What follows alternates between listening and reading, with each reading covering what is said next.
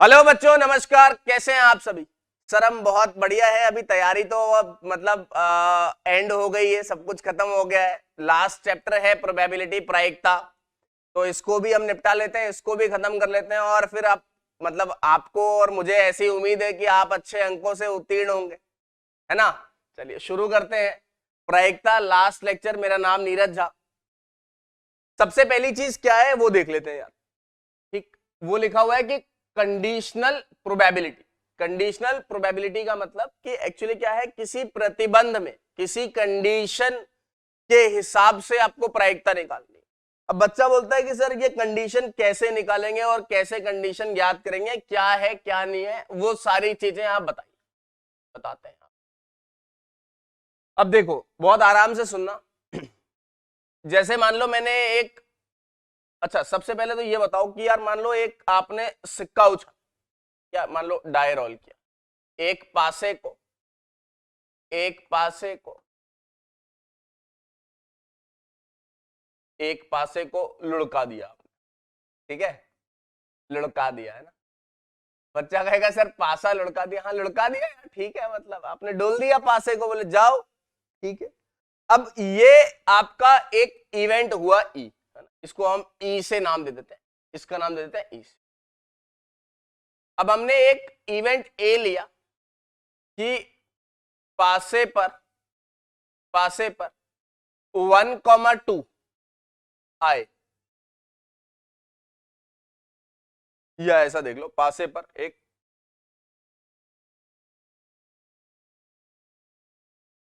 विषम संख्या आए। ये ठीक है, पासे पर एक विषम संख्या है। अब आपसे पूछा जा रहा है कि भाई प्रायिकता ज्ञात करो ए का, प्रायिकता ज्ञात करो ए का। अच्छा, प्रायिकता आपने 11वीं में पढ़ा ही है कि भाई प्रोबेबिलिटी का क्या मतलब होता है। प्रोबेबिलिटी का ये मतलब होता है कि कोई भी इवेंट, कोई भी चीज जो हो रही है उसका चांस क्या है, मतलब उसकी प्रायिकता क्या है, किस तरीके से वो हो सकती। ठीक है, जैसे आप एक सिक्का उछाल रहे हो तो हेड और टेल आता है। अरे सिक्का उछालते हैं तो हेड और टेल आता है, तो हेड आने का क्या चांस है या टेल आने का क्या चांस है। फिर आप कहते हो भाई इसका 50% है, इसका भी 50% है, 1/2 है, 1/2 है, तो फेयर चांस है। इसीलिए टॉस करा करके टीम को बोलते हैं कि आप, ये फेयर चीज होती है कि आप बैटिंग करोगे या बॉलिंग करोगे, आप टॉस कर लेते हैं। ऐसा होता है ना, अरे होता है ना ऐसा। ठीक है सर, ऐसा होता है, तो हेड ऑब्लिक टेल की बात करते हैं। तो अब यहां पर सबसे पहले ये देख लेते हैं प्रोबेबिलिटी ए का निकाला जाए तो कैसे निकाला जाएगा। देखो, इसको हम कहेंगे पासे पर विषम संख्या आना। विषम संख्या का आना मतलब ऑड नंबर का आना। ठीक है, यानी कि ऑड नंबर मतलब 1, 3 और 5। अच्छा, आपने जब एक पासे को लुढ़काया है तो 1, 2, 3, 4, 5 और 6, ये 6 नंबर्स, 6 संख्याएं आ सकती। आपको पीए निकाला जाए तो कितना आएगा सर? ये आएगा 3/6। 3 मतलब ये आपके पास जो फेवरेबल है, जिन जो संख्याएं 1, 2, 1, 3, 5 ये संख्याएं आए तो ये मेरे लिए फेवरेबल है, मतलब यही इवेंट मेरे को कह रहा है, यही बोल रहे हैं ना कि इस पे विषम संख्या आनी चाहिए, ऑड नंबर आने चाहिए। और इसके बाद 6 का मतलब क्या हुआ? 6 का मतलब ये हुआ कि टोटल कितनी पॉसिबिलिटी है, टोटल कितने तरीके से ये काम हो सकता है। ठीक है, बहुत ज्यादा कहानी पे नहीं जाएंगे, काम की बातें देखेंगे केवल। ठीक है, यस सर। तो पीए बराबर 3/6 हो गया, यानी 1/2 हो गया। ये आप खुद भी कर सकते थे, पर सर नया क्या है इसमें? रुको यार, सब्र करो, है सब्र का फल मीठा होता है। ठीक है सर, सब्र करते हैं। पीए की वैल्यू 3/6 और 1/2। अच्छा, अब मान लो कोई बोलता है कि एक मैंने बी और लिख दिया, और उसके बाद उस बी इवेंट को मैंने क्या लिखा, कैसे लिखा, ध्यान देना। बी इवेंट को लिखा 1 या 3 आए। एक काम करो, इसको लिख लेते हैं 3 का गुणांक। 3 का गुणांक क्या है सर? 3 का गुणांक है। अब आप सोचो, अगर 3 का गुणांक आएगा तो बी जो इवेंट है उसमें क्या क्या हो सकता है, तो यानी कि संभावना ये हो सकती है बी में कि 3 आ जाए या 6 आ जाए। 3 या 6 के अलावा और कुछ आ सकता है? नहीं सर, नहीं आ सकता। या तो 3 आए या 6 आए तो काम चल जाता। अब मैं आपसे क्या पूछना चाह रहा हूं, ध्यान से देखना। मैं आपसे यह पूछना चाह रहा हूं कि अगर आपको ऐसा कुछ दिया जाए, ठीक है, आपसे पूछा जाए प्रायिकता, प्रोबेबिलिटी बी हो जाए जब ए, या ऐसा समझो बी बाई ए, इसका मतलब होता है प्रोबेबिलिटी बी की प्रायिकता, मैं पूरा लिख देता हूं इसको, बी की प्रायिकता जब ए हो जाए, जब ए हो जाए, ध्यान से देखना, बी की प्रायिकता मतलब बी की प्रोबेबिलिटी जब ए हो चुका होगा तो बी बाई ए लिखते हैं। इसको क्या लिखते हैं? B by A, probability B by A जब बी की प्रायिकता जब ए हो जाए या ए हो चुका हो तब ऐसा लिखा जाता है। अब बच्चा सोचता है कि सर ठीक है ये बात तो समझ में आ रही है, लेकिन इससे आपने निष्कर्ष क्या निकाला? बिल्कुल सही बात है, निष्कर्ष निकालते हैं। अब देखो, आपने बोला था कि ए इवेंट जो है वो ऐसा लिखा हुआ है, ए का वैल्यू लिखा हुआ है 1, 3 और 5, ठीक, और बी इवेंट लिखा हुआ है 1, 3 और 6, ये लिखा है 3 और 6। अब आपसे पूछा गया probability of A, B by A पूछा, बी बाई ए ऐसा पूछा। अच्छा, मैंने आपको बता दिया कि पासे पर 3 का गुणांक आने की प्रायिकता यदि पासे पर विषम संख्या आए। आप ध्यान से समझिए कि अगर पासे पर दिया गया है, यहां पे लिख लेते हैं, दिया गया है आने की प्रायिकता, ठीक है, पासे पर 3 का गुणांक आने की प्रायिकता यदि पासे पर विषम संख्या आए। अगर ऑड नंबर आया हुआ है तो 3 का मल्टीपल आने का क्या चांस है, क्या प्रायिकता है? तो आप कैसे लिखोगे? अच्छा बताओ, आप कैसे करोगे इसको? सर मैं इसको ऐसे सॉल्व कर सकता हूं, बहुत ध्यान से देखो। तो मुझे पता है कि अगर मैं ये बात बोलूं कि भैया ए इवेंट लिख दो, ए इवेंट लिख देते हैं, क्या आ रहा है 1, 3 और 5। अब की बार मेरे लिए सैंपल स्पेस यानी कि प्रतिदर्श समष्टि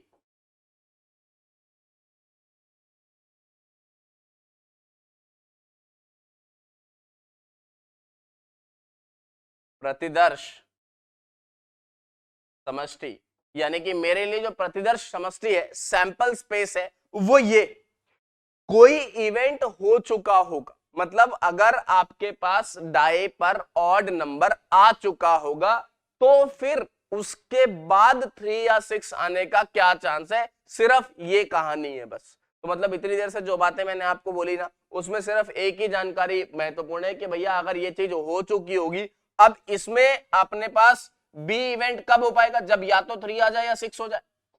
कॉमन चीज क्या है? 3। इसका मतलब प्रायिकता क्या आएगी? प्रायिकता आएगी बी बाई ए की, वो आएगी 1/1, 1/3 आएगी। अब बच्चा बोलेगा सर 1/3 कैसे हो गए? बिल्कुल सही बात है, 1/3 ऐसे हो गए कि देखो यहाँ पे 3 है, 3 कॉमन है भाई, 3 हो जाएगा तो तभी तो मेरा इवेंट हो पाएगा। अगर 3 आएगा तभी तो मैं ये कह पाऊंगा कि भाई बी हुआ है, अगर नहीं आएगा तो थोड़ी कह पाऊंगा कि बी हुआ। तो इसका मतलब ये हो गया 1/3, 1/3 मतलब ये ये नंबर ऑफ एलिमेंट्स इन ए, तो इसका मतलब मैं क्या कह रहा हूं, ए इंटरसेक्शन बी में कुल नंबर ऑफ एलिमेंट्स बटा नंबर ऑफ एलिमेंट्स इन ए, जो नीचे है उसके नंबर ऑफ एलिमेंट्स इन, ये मेरा आंसर होगा, number of elements in A intersection B बटा number of elements in A. ये सैंपल स्पेस हुई। सैंपल स्पेस क्यों हुई, जरा इसका अगर आप बता पाए तो बताएं, ये सैंपल स्पेस क्यों हुई होगी? क्योंकि इसी चीज के बाद ही तो आप ये कह रहे हैं ना कि यार ये चीज हो चुकी है तभी मेरा आंसर जो है, तभी मेरा जो इवेंट है ये हो जाए, ये हो चुका हो तब ऐसा। अब मेरे को शुरू वाली चीज जो डाइस उछला था, जो पासा फेंका था, उससे कोई फर्क नहीं पड़ रहा, उससे कोई लेना देना नहीं, मेरे लिए सिर्फ ये सैंपल स्पेस होगा। लेकिन अगर मैं ये इंफॉर्मेशन नहीं निकाल पाता, ए सेट के बारे में जानकारी नहीं इकट्ठा कर पाता, मेरे को सिर्फ इसकी प्रायिकता पता होती, तब क्या करता? तब हम क्या करेंगे, इसी चीज को ध्यान से देखिएगा।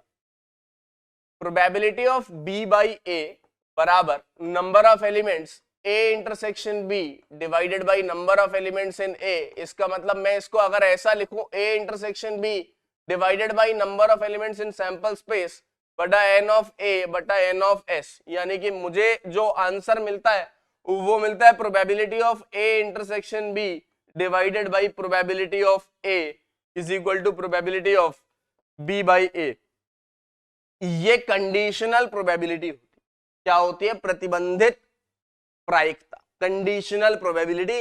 यही फॉर्मूला आपको याद रखना है। अगर आपको ज्यादा पीछे वाली चीज में ज्यादा थोड़ा प्रॉब्लम लग रहा है कि भाई ठीक है सर ये वाली कॉन्सेप्ट हमें एकदम से क्लिक नहीं हो रहा, तो कोई बात नहीं, आप इस चीज को याद भी रख सकते हो कि भाई बी बाई ए जो है वो क्या होगा, ए इंटरसेक्शन बी, ए और बी में जो कॉमन चीज है वो, और नीचे आएगा प्रोबेबिलिटी ऑफ ए। सिर्फ इतना हिस्सा आंसर आने वाला है। अब इसे याद कैसे रखेंगे? याद ये रखेंगे कि इन दोनों का कॉमन और जो नीचे लिखा हुआ है उसका प्रोबेबिलिटी नीचे आएगा। यही फॉर्मूला मैं अगर दूसरे तरीके से लिखूं तो लिख दीजिए सर, प्लीज लिख दीजिए, लिख दें। Yes sir, A intersection B divided by probability of B. जो चीज नीचे है ना वो उसकी प्रोबेबिलिटी, उसकी प्रायिकता नीचे ही रहेगी, और जो चीज ऊपर है उसकी प्रायिकता नहीं आएगी। इसका और इसका कॉमन प्रोबेबिलिटी आएगी ए और बी की, ठीक है, कॉमन प्रोबेबिलिटी आएगी इन दोनों। तो ये कहानी थी सिर्फ। अब हम सवालों की तरफ रुख करेंगे। केवल इतनी सी कहानी थी कि कंडीशनल प्रोबेबिलिटी से हमारी चीज शुरू हो रही है 12वीं की। हमने सिर्फ इतनी बात जान ली कि भैया ये एक फॉर्मूला होता है, इस तरीके से हम इसको सॉल्व करते हैं। तो अगर आपको निकालना है तो आप वैसे भी निकाल सकते हो। बताओ, ए इंटरसेक्शन बी जो इवेंट आ रहा था वो सिर्फ और सिर्फ 3 आ रहा था, और ए की प्रोबेबिलिटी आ रही थी 1, 3 और 5। ये ऑड नंबर था, ये केवल और केवल ए और बी में कॉमन 3 था।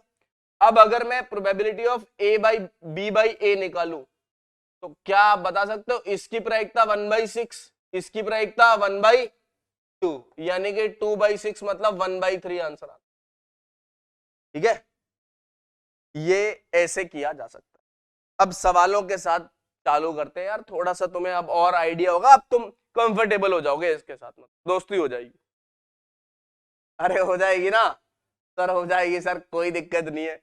अच्छा, यदि ई और एफ इस प्रकार हैं कि इस प्रकार घटनाएं हैं कि पी ऑफ ई इतना दिया, पी ऑफ एफ इतना दिया, P of E intersection F इतना दिया है, तो पी ई बाई एफ और एफ बाई ई निकालना है।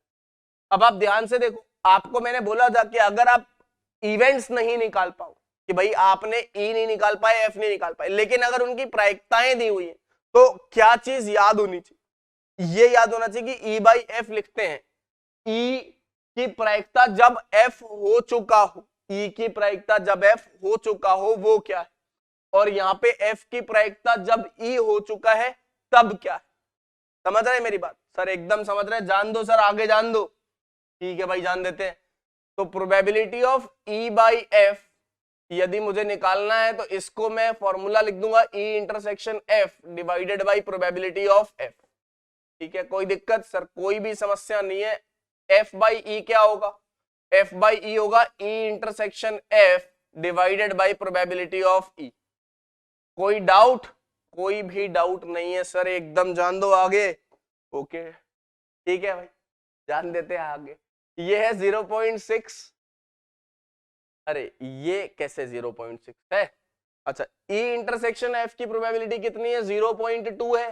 बताओ एफ की प्रोबेबिलिटी जल्दी बताओ। 0.3, काम हो गया, वेरी गुड। अच्छा, इसकी प्रोबेबिलिटी वापस 0.2, इसकी प्रोबेबिलिटी 0.6, यानी ये 1/3 और ये 2/3। बात समझ में आ रही है? अरे आ रही है ना? आ रही होगी यार, है सर? आ रही है सर? जान दो सर, एकदम जान दो आगे। तो ये पहला क्वेश्चन समझ में आ गया, ई बाई एफ और एफ बाई ई। 2/3 आ गया एक का, और एक का आ गया 1/3। ठीक है, करेक्ट?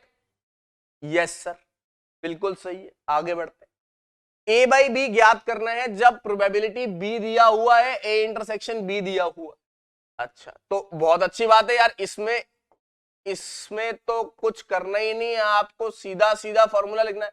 मैं बार बार फॉर्मूला क्यों लिख रहा हूं? क्योंकि लिखते लिखते याद हो जाए, है ना सर? याद हो जाएगा सर, बिल्कुल याद हो जाएगा। लिखते लिखते याद हो जाएगा। Yes sir. Probability of A intersection B upon probability of B, यानी कि ये तो 0.32 डिवाइडेड बाई 0.5, यानी कि 32, जो भी है यार, आप कैलकुलेट कर लेना यार। आप 32/50 आ जाएगा ना। तो जैसा भी आया आप इसको सॉल्व कर लेना, आ जाएगा इसका आंसर। आगे बढ़ते हैं।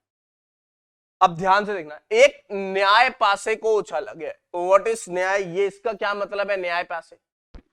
अरे मतलब जो डाइस होते हैं ना, डाइस, वो आपको जिसमें कोई कलाकारी नहीं करी गई। कलाकारी का मतलब नॉर्मल, जैसा आपको 1 से लेकर 6 वाला है ना, सभी के प्रोबेबिलिटी आने का, 1 आने का चांस 1/6, 2 आने का चांस भी 1/6, 3 आने का चांस भी 1/6, ऐसे करके जब सब के सब फेसेस एक जैसे हैं, जहां पर आप सबकी प्रोबेबिलिटी जो है वो समान है, तो काम चलता है। लेकिन अगर आप डाइस को लोडेड कर दो, सर कैसे लोड कर देंगे? बंदूक थोड़ी है कि गोली भर दोगे लोड हो जाएगी, नहीं, ऐसा नहीं है। सही बात है। लोडेड का मतलब होता है, जैसे कैसीनो वेसिनो में क्या होता है कि वो लोग क्या करते हैं कि जैसे ये डाई है ना, यहाँ पे क्या है, लोड लगा देंगे। लोड लगाने का मतलब इसको भारी कर देंगे इस हिस्से। तो अब डाई पे जो प्रोबेबिलिटीज है आने का चांसेस जो है वो फर्क पड़ जाएगा। समझ रहे? फर्क मतलब अब यार ये भारी हिस्सा हो गया, तो आप लुढ़काओगे तो आप समझ ही रहे होगे कौन सा हिस्सा पहले आएगा कौन सा नहीं आएगा, तो उस हिसाब से फर्क आ जाएगा। ये इस तरह के डाइस जो होते हैं वो लोडेड होते हैं, तो बेईमानी करी जाती है कैसीनो वगैरह में। खैर, अपने को उसके लोड लेने की जरूरत नहीं है। क्यों सर? कौन सा हम जा रहे हैं यार? हम तो इधर पढ़ाई कर लो बस, अपन तो एग्जाम निकाल लो अभी, है ना, बाद में करेंगे बातें।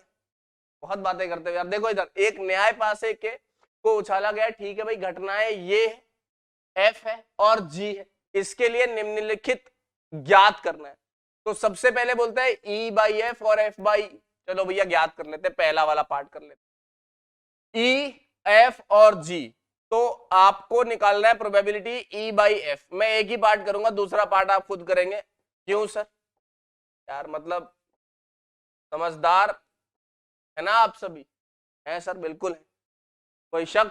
कोई शक नहीं है, मुझको कोई शक नहीं है, आपको तो कोई शक नहीं है ना? नहीं सर, कोई शक नहीं है, जान दो आगे। ठीक है, E by F, E intersection F divided by F, यानी कि ई और एफ में कॉमन क्या है? कॉमन क्या है? क्या कॉमन? सर ई इंटरसेक्शन एफ यदि मैं लिखूं तो सबसे पहले मैं यहां लिख देता हूं ई इंटरसेक्शन एफ, तो थोड़ा और अंदाजा लगेगा। ई इंटरसेक्शन एफ का मतलब हो गया केवल और केवल 3। तो probability of E intersection F divided by probability of F, इसका मतलब कितना आएगा? जल्दी से बता दो। इन दोनों का देखो पासे को उछाला गया है, ई इंटरसेक्शन एफ का मतलब ई और एफ में कॉमन एलिमेंट्स जितने भी हैं 3 है, यानी कि इसकी प्रोबेबिलिटी 1/6 होनी चाहिए। क्यों होनी चाहिए सर? इसलिए होनी चाहिए क्योंकि ये एक ही एलिमेंट ले रहा है 1 से लेकर 6 तक, 3 ले रहा है, तो 1/6 होगा divided by probability of F. Probability of F का मतलब क्या हुआ? एफ का मतलब दो एलिमेंट्स है, यानी कि 2/6। इसका मतलब ये आपको 1/2 दे रहा है। क्या दे रहा है? 1/2।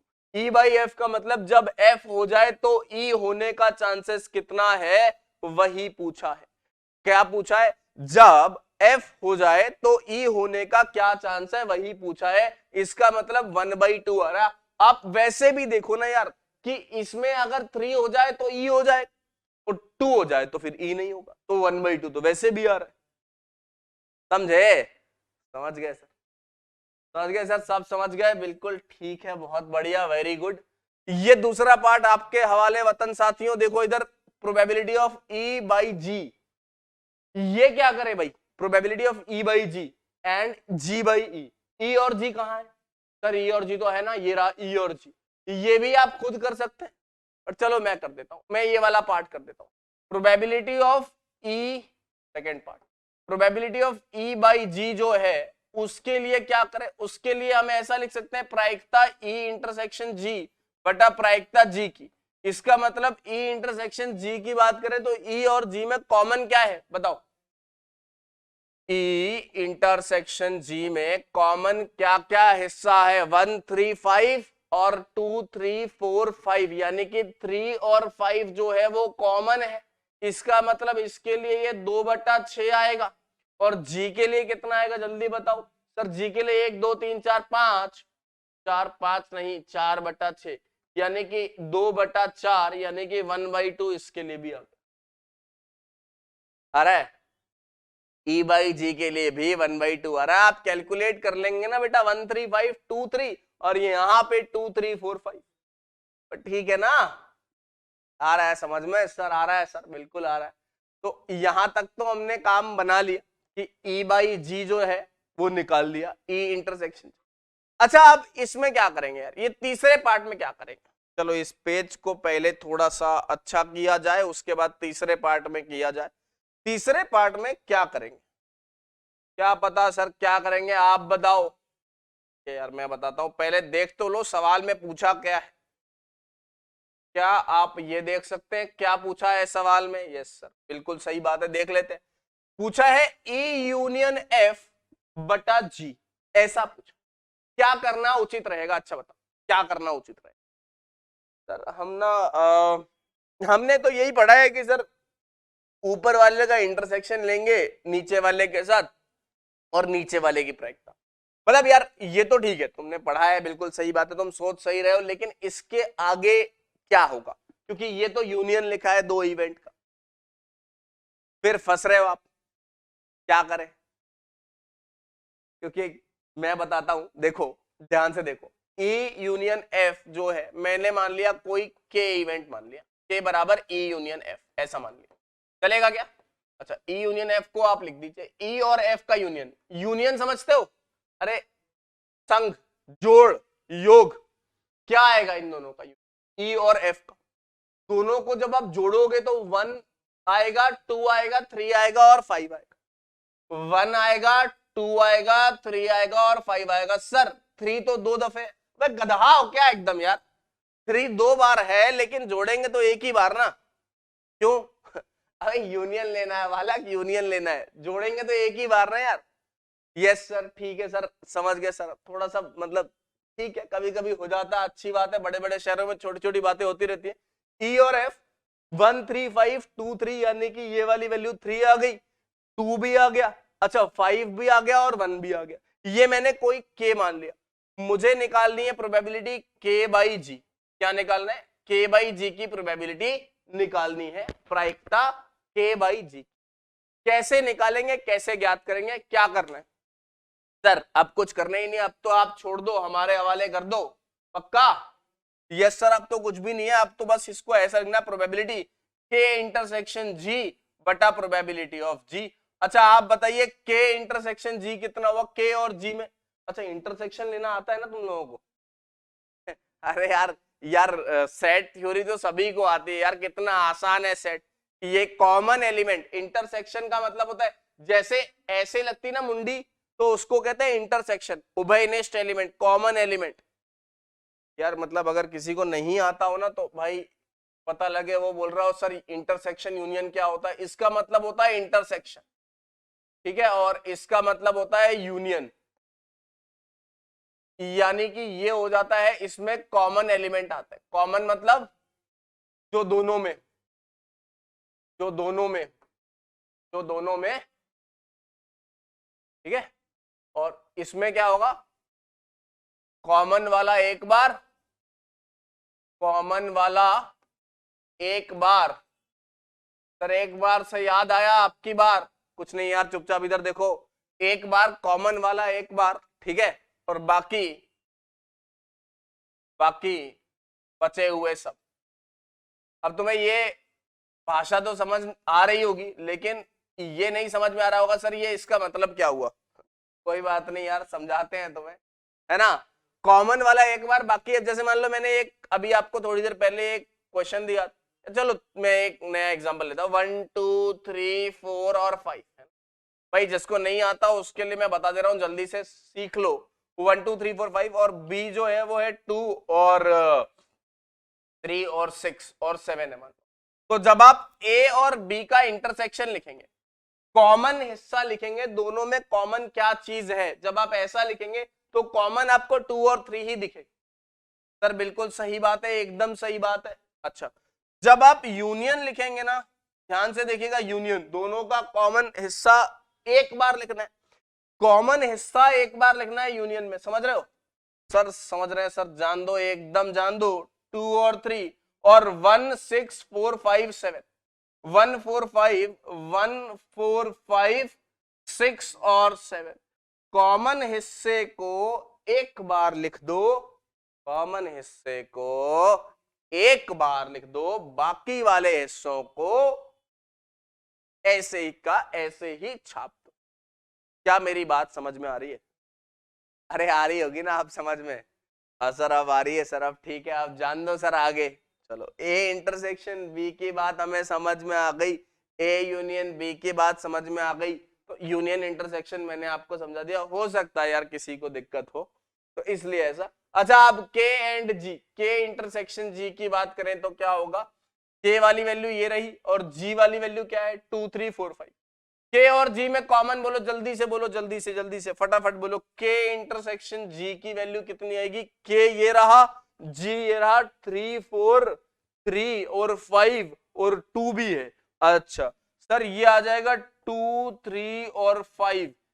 अच्छा तो यानी कि प्रायिकता के इंटरसेक्शन जी बटे प्रायिकता जी की जो आएगी, के और जी का इंटरसेक्शन क्या होगा, के और जी का इंटरसेक्शन क्या होगा, ये रहा 2 3 5, यानी कि ये हो गया 3/6 डिवाइडेड बाई जी के साथ 4, तो 4/6 यानी कि 3/4 मेरा आंसर। अब आप आराम से इत्मीनान से इस सवाल को देखिए, समझिए और फिर बताइए कि क्या यहाँ पर कोई डाउट। सर यहाँ पे तो कोई भी डाउट नहीं है, सारी चीजें क्लियर है, सब कुछ ऑल ओके है, बहुत बढ़िया। आप देख सकते हैं ना, आपने के बाई जी लिख दिया तो के इंटरसेक्शन जी अपॉन जी।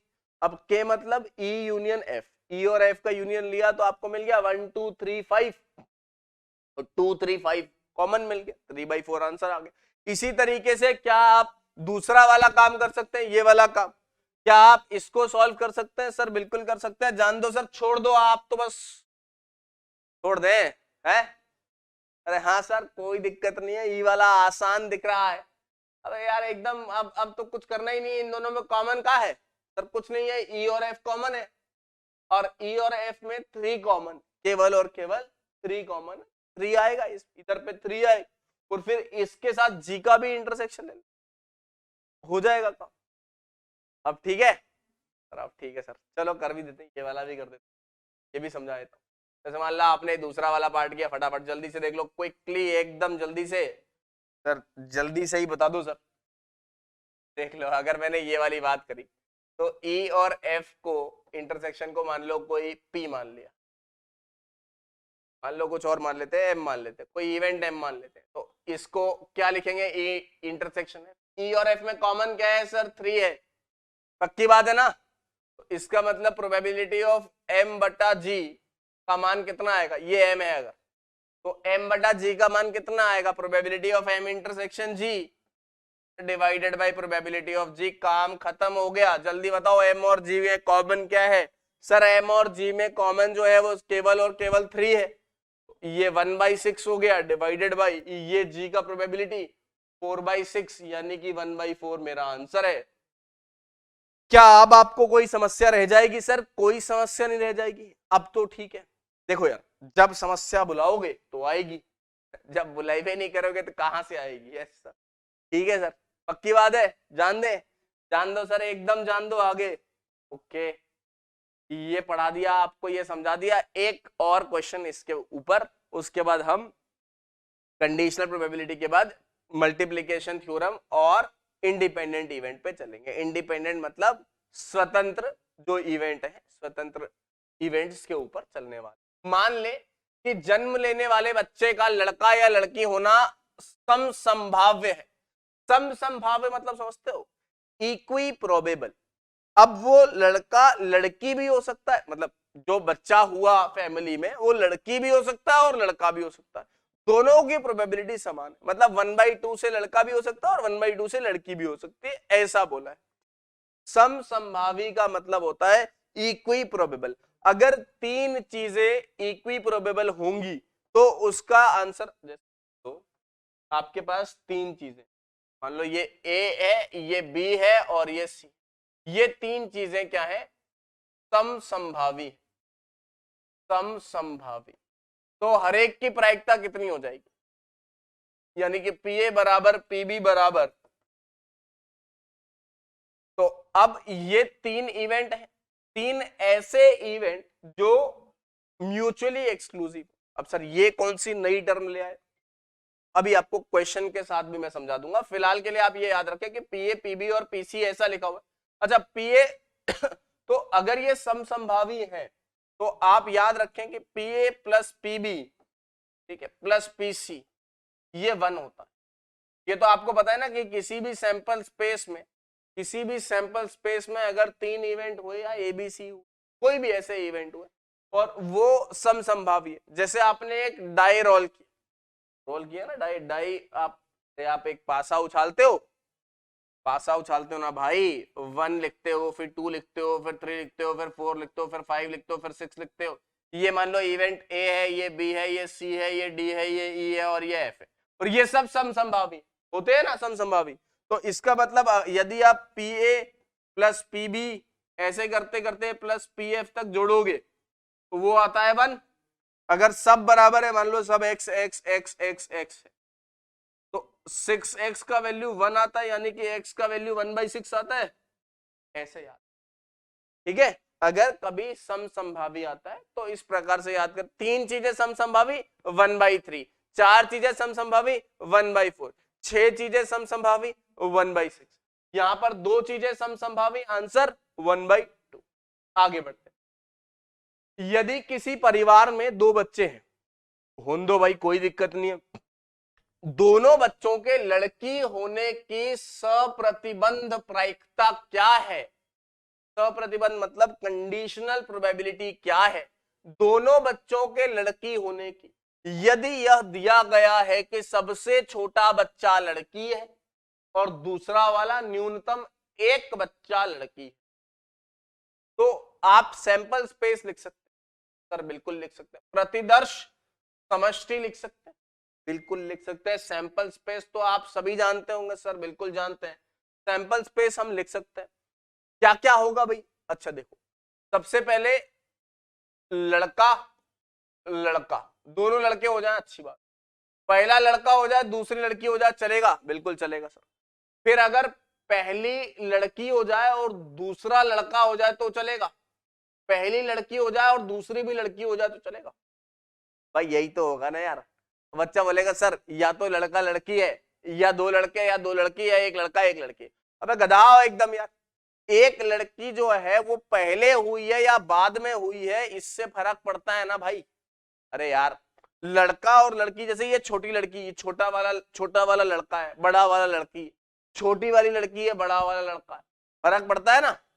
पड़ता है ना यार। यस सर बिल्कुल पड़ता है। जान दो सर, आगे जान दो।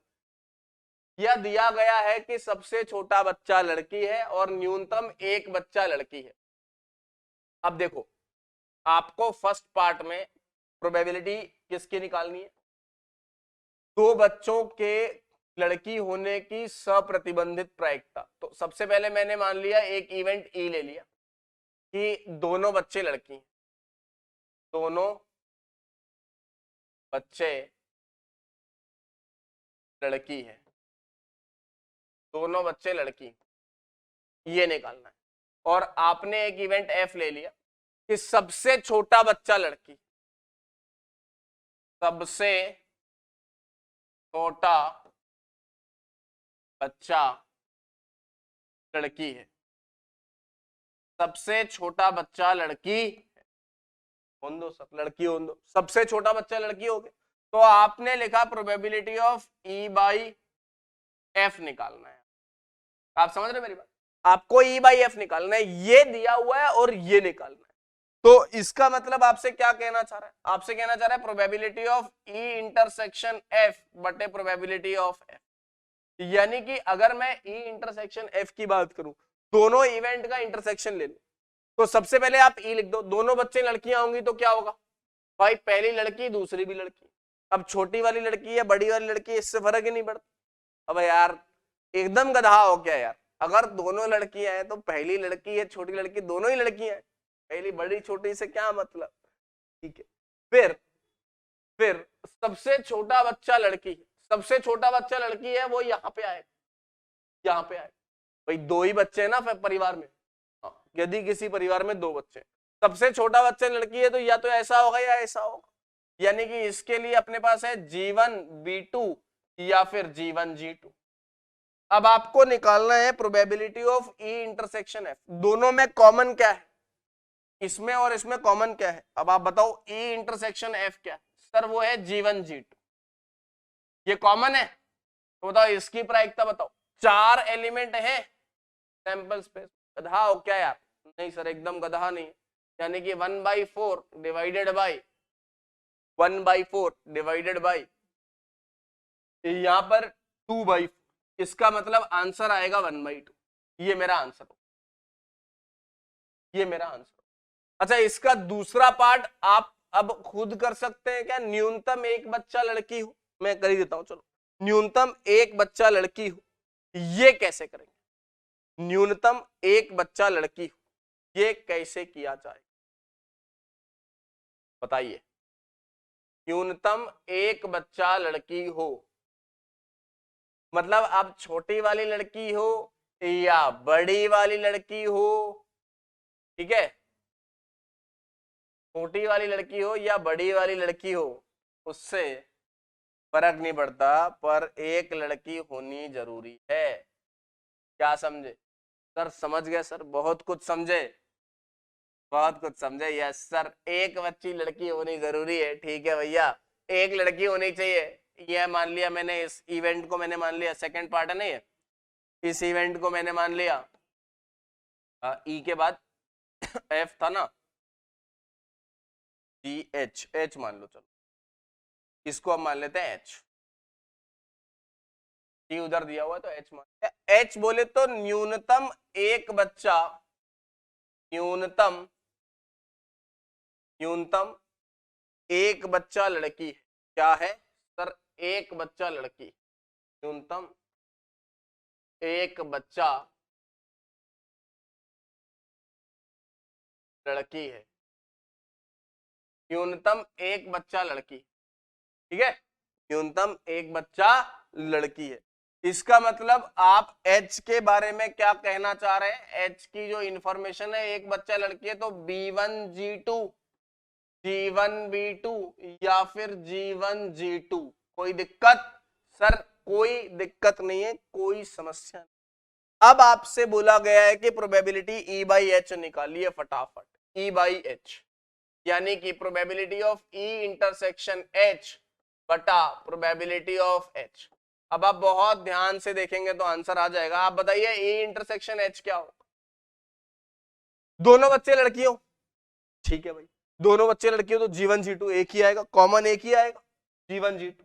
जी सर, कॉमन एक आएगा G1 G2।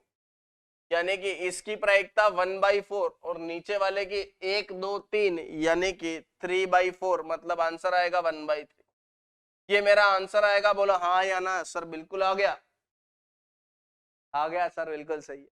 तो इम्तिहान बिल्कुल नजदीक है, एकदम सर पे है बेटा। अच्छे से देख लो, सारी चीजें ध्यान से समझ लो। क्या आप में से किसी को कोई समस्या?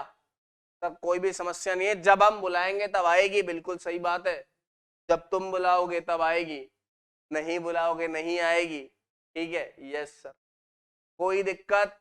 सर कोई दिक्कत नहीं, आगे बढ़े। Yes sir. मल्टीप्लीकेशन थ्योरम, प्रायिकता का गुणन नियम, उसके ऊपर चलते हैं। हमने अभी तक ये देखा था कि प्रायिकता probability of A by B बराबर probability of A intersection B, probability A intersection B divided by probability of B होता है। तो जो गुणन नियम होता है उसको मैं ऐसे लिखता हूं, probability of A intersection B बराबर probability of A by B, probability B प्रायिकता बी इंटू प्रायिकता ए बाई बी। अब देखो इसका इस्तेमाल, इसका यूज जो है ना वो पड़ेगा। इसी तरीके से हमें एक और चीज मिलती है। अगर मैं ऐसे लिखना चाहूं probability of A intersection B, तो ऐसे भी मिलेगा A into probability of B by. अगर मैं ऐसा लिखना चाहूं तो भी मुझे ऐसे मिल जाएगा, कोई समस्या? या ऐसा लिखना चाहो तो भी ठीक है, और ऐसे लिखना चाहो तो भी ठीक है। मतलब ए इंटरसेक्शन बी बराबर probability of B into probability of A by, या फिर probability of A intersection B बराबर P A into P of B by A. ठीक है, कोई डाउट? नहीं सर, कोई भी डाउट नहीं है यहां तक। ठीक है, अब ये मल्टीप्लीकेशन थ्योरम होती है, ये कब इस्तेमाल होती है अभी आप थोड़ी देर में सीख लेंगे। इसका ये कहने का मतलब है कि ए और बी का अगर प्रोबेबिलिटी निकालना है तो पहले बी निकाल, फिर ए जब बी हो चुका तो उनको गुणा कर। ये मेरे को आंसर। ठीक है भाई, आगे बढ़ते हैं। स्वतंत्र इवेंट्स, इंडिपेंडेंट इवेंट क्या होते हैं? ध्यान से देखना। यदि ए और बी एक दूसरे की प्रायिकता पर कोई असर ना डाले,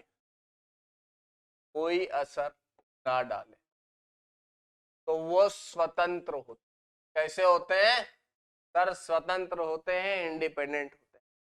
अगर ए और बी दो इवेंट एक दूसरे की प्रोबेबिलिटी में कोई फर्क नहीं डाल रहे तो वो इंडिपेंडेंट इवेंट कहलाते हैं, स्वतंत्र इवेंट कहलाते हैं। ये कहानी ऐसी है कि अगर मैं लिखूं probability of A by B, B के होने, ए के होने की प्रायिकता जब बी हो चुका हो तो वो सीधा और सीधा प्रोबेबिलिटी ए लिखा जाता, इसका मतलब पी ए होगा। ठीक, यानी कि इसका मतलब यदि मैं ऐसा देखता हूं probability of A intersection B की बात करूं तो प्रायिकता बी इंटू प्रायिकता ए बाई बी लिखते हैं। और मुझे पता है क्योंकि इवेंट्स इंडिपेंडेंट हैं इसलिए वो ऐसा लिखा जाएगा, यानी कि P A into P B बराबर पी ए इंटरसेक्शन बी। ये कहानी आपको याद रखनी पड़ेगी। ये ही तरीका है इंडिपेंडेंट इवेंट की जानकारी के। अब तुम सोच तो रहे होगे सर इंडिपेंडेंट इवेंट का एक आधा उदाहरण तो दो, सोच रहे हो ना? मैं भी सोच रहा हूं यार, देते। जैसे मान लो एक डाई मतलब पासा है, एक पासा है यहां पर और यहां पे एक सिक्का है। अब आपने बोला कि भैया पासे पे 5 आ गए और सिक्के पे हेड आ गए, तो यार पासे पे 5 आने की प्रायिकता और सिक्के पे हेड आने की प्रायिकता, जो कॉइन है उस पे हेड आने का चांस और जो पासा है डाई है उस पे 5 आने का चांस दोनों इंडिपेंडेंट होंगे।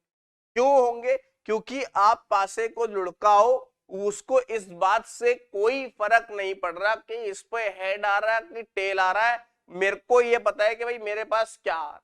जैसे मान लो दो बच्चे, एक बालक ए है एक बालक बी है, बालक ए ज्यादा मेहनत कर रहा है तो बालक बी पास हो जाएगा क्या?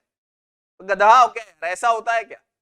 सर चीटिंग कर लेगा भाई, नॉर्मल मतलब ऐसे नहीं सोचो, ऐसे सोचो कि भाई ठीक है अब ये बहुत मेहनत कर रहा है लेकिन ये पास हो जाएगा, अच्छा ये कुछ नहीं कर रहा उसकी वजह से ये सामने वाला फेल हो जाएगा, ऐसा होता है क्या?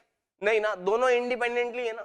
भाई मैं जितनी मेहनत करूंगा या आप जितनी मेहनत करेंगे उतना अच्छा आउटपुट आपके साथ आएगा, सामने वाले का बुरा और भला थोड़ी होगा हमारे अच्छा करने से।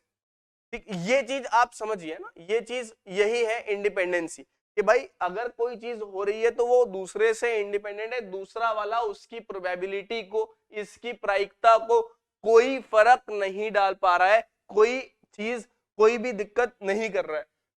जैसे ये अब 5 1/6 चांस है या 1 बोले इसकी वजह से ये 1/8 हो जाए, ऐसा तो नहीं हो रहा। अब ये बात थी डिफरेंट सैंपल स्पेस।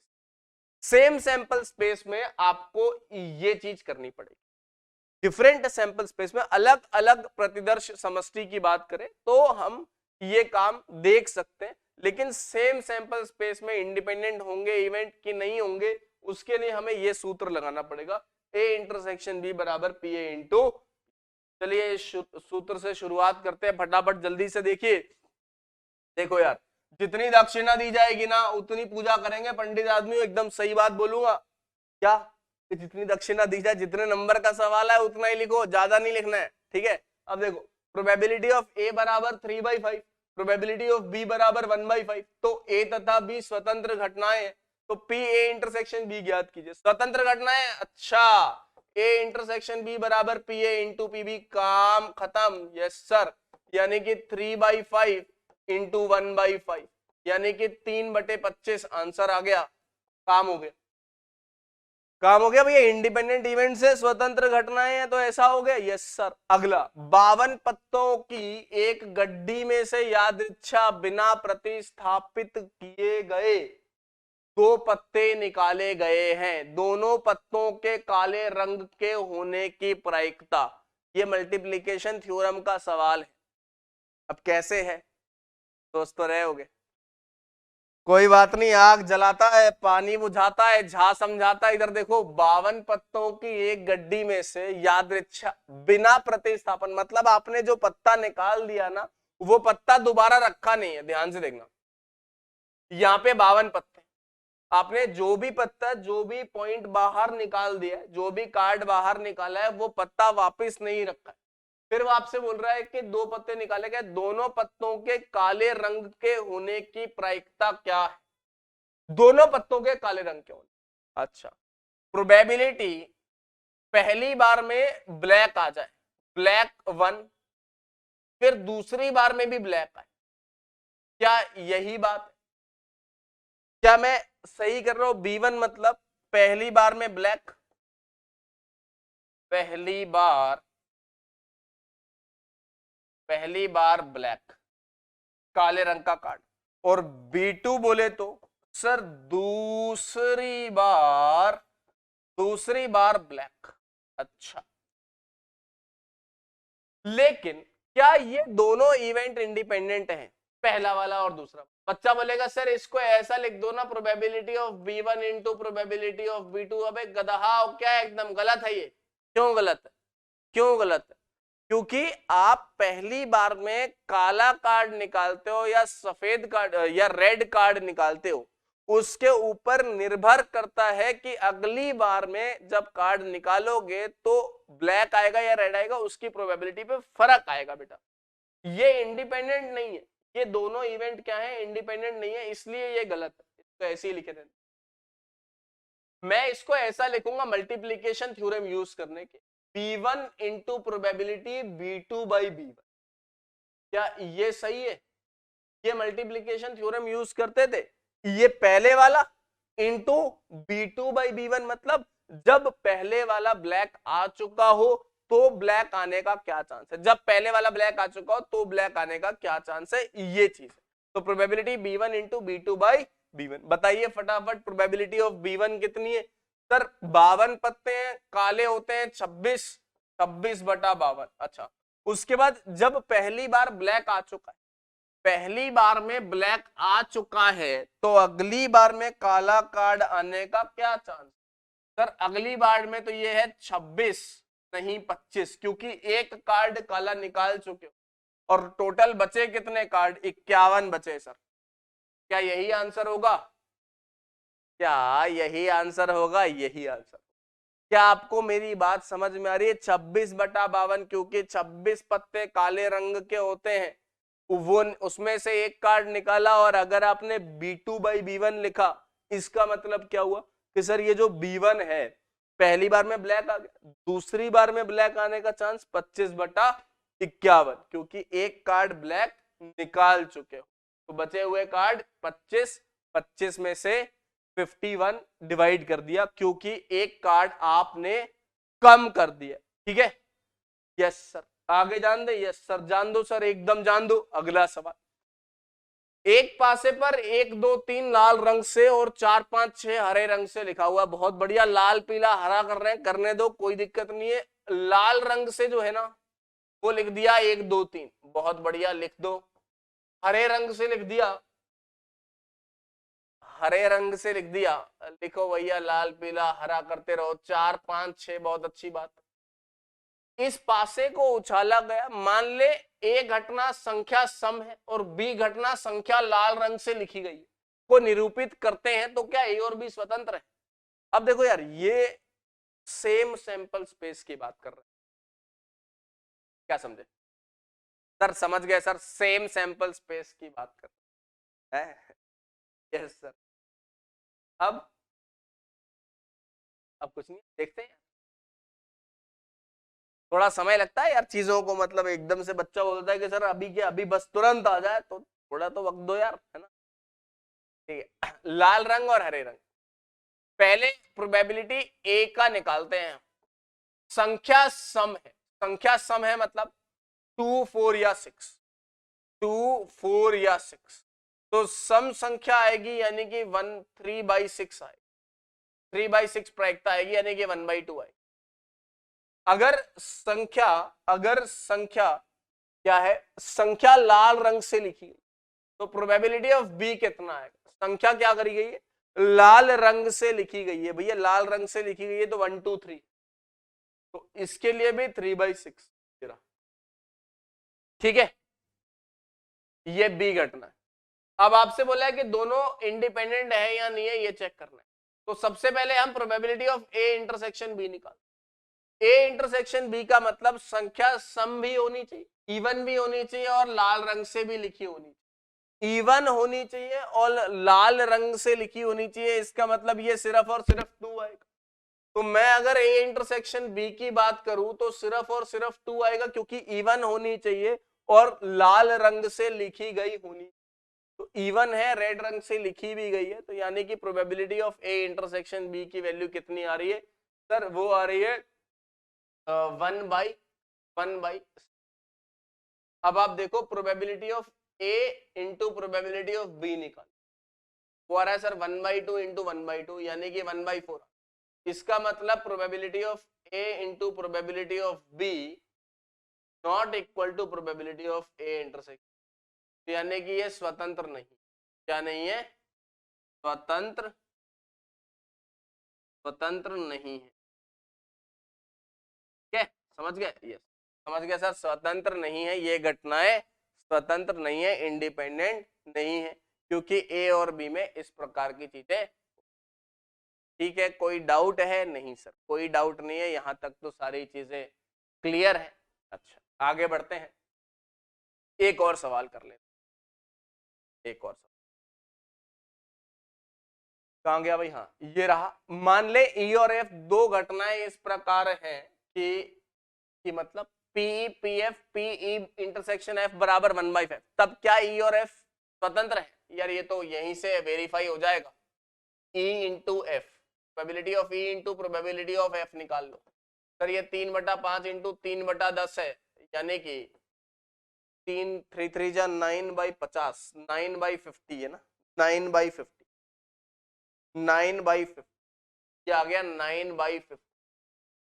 और probability of A intersection F कितना है, ये है 1/5, यानी कि probability of A into probability of F not equal to A intersection, यानी कि नॉट इंडिपेंडेंट, नॉट इंडिपेंडेंट। आप हिंदी में भी लिख सकते हैं परस्पर स्वतंत्र नहीं। ठीक है, ठीक है सर, कोई दिक्कत नहीं, आगे जान दो सर। अगला सवाल, हाँ यार ये नई टर्म आ गई, परस्पर अपवर्जी का मतलब क्या होता है? परस्पर अपवर्जी का मतलब होता है mutually exclusive, mutually exclusive. Mutually exclusive का मतलब होता है कि जैसे दो घटनाएं ए और बी, यदि ए इंटरसेक्शन बी पाई हो तो फिर म्यूचुअली एक्सक्लूसिव। आप ऐसे भी समझ सकते हैं कि दोनों इवेंट साथ साथ कभी नहीं होंगे, अगर ए होगा तो बी नहीं होगा। मतलब आप ऐसे समझिए, मैं छोटे में शॉर्ट में बताता हूं, ए होगा तो बी नहीं होगा, और अगर बी होगा तो फिर ए नहीं होगा। ठीक है, ए होगा तो बी नहीं होगा, और अगर बी होगा तो ए नहीं होगा। ये म्यूचुअली एक्सक्लूसिव का मतलब होता है। जैसे एक पासे को उछाला और उसमें मान लो आपके पास एक इवन नंबर वाला ए इवेंट है और ऑड नंबर वाला बी है, ए और बी परस्पर अपवर्जी हो गए, म्यूचुअली एक्सक्लूसिव हो गए। क्यों हो गए? क्योंकि ए इवेंट जो है अगर आपका इवन नंबर आएगा तो ऑड नहीं आएगा, ऑड आएगा तो इवन नहीं आएगा, इसीलिए वही वाली बात। इससे आप हमेशा ध्यान रखें कि म्यूचुअली एक्सक्लूसिव इवेंट के लिए ए इंटरसेक्शन बी की प्रायिकता 0 होती और कहानी ये होती। अब जरा इस सवाल को फटाफट से खत्म कर लिया जाए। बोल रहा है कि ए और बी दोनों दिया हुआ है, प्रोबेबिलिटी ऑफ पी का मान यदि घटनाएं अपवर्जी, अच्छा घटनाएं अपवर्जी है तो बोला ए दिया है, ए यूनियन बी दिया है। अच्छा आपको सेट थ्योरी का फॉर्मूला पता है? अरे सेट में होता है ना, probability of A union B बराबर P A plus P B minus P A intersection. ये फॉर्मूला होता है, ये लगाना होता है, याद रखेंगे इसे, इसे रट लो कि ये फॉर्मूला आपको बार बार लगाना पड़ेगा आपको प्रोबेबिलिटी के चैप्टर में। लगा लोगे ना भाई? यार सर लगा लेंगे सर, कोई दिक्कत नहीं है, जान दो सर आगे। ठीक, ए यूनियन बी की जो प्रोबेबिलिटी है is equal to, A union B की जो प्रोबेबिलिटी है is equal to P A plus P B minus P of A intersection. अब करें तो करें क्या सर? पहली चीज फर्स्ट पार्ट में उसने दिया हुआ है कि आपने म्यूचुअली एक्सक्लूसिव बोला है, परस्पर अपवर्जी है, यानी कि ये 0 हो गए, ये 0। इसका मतलब ए यूनियन बी की जो प्रायिकता आएगी वो आएगी P A plus P B केवल और केवल, और यहां से मुझे निकल के आ जाएगा पी का मान।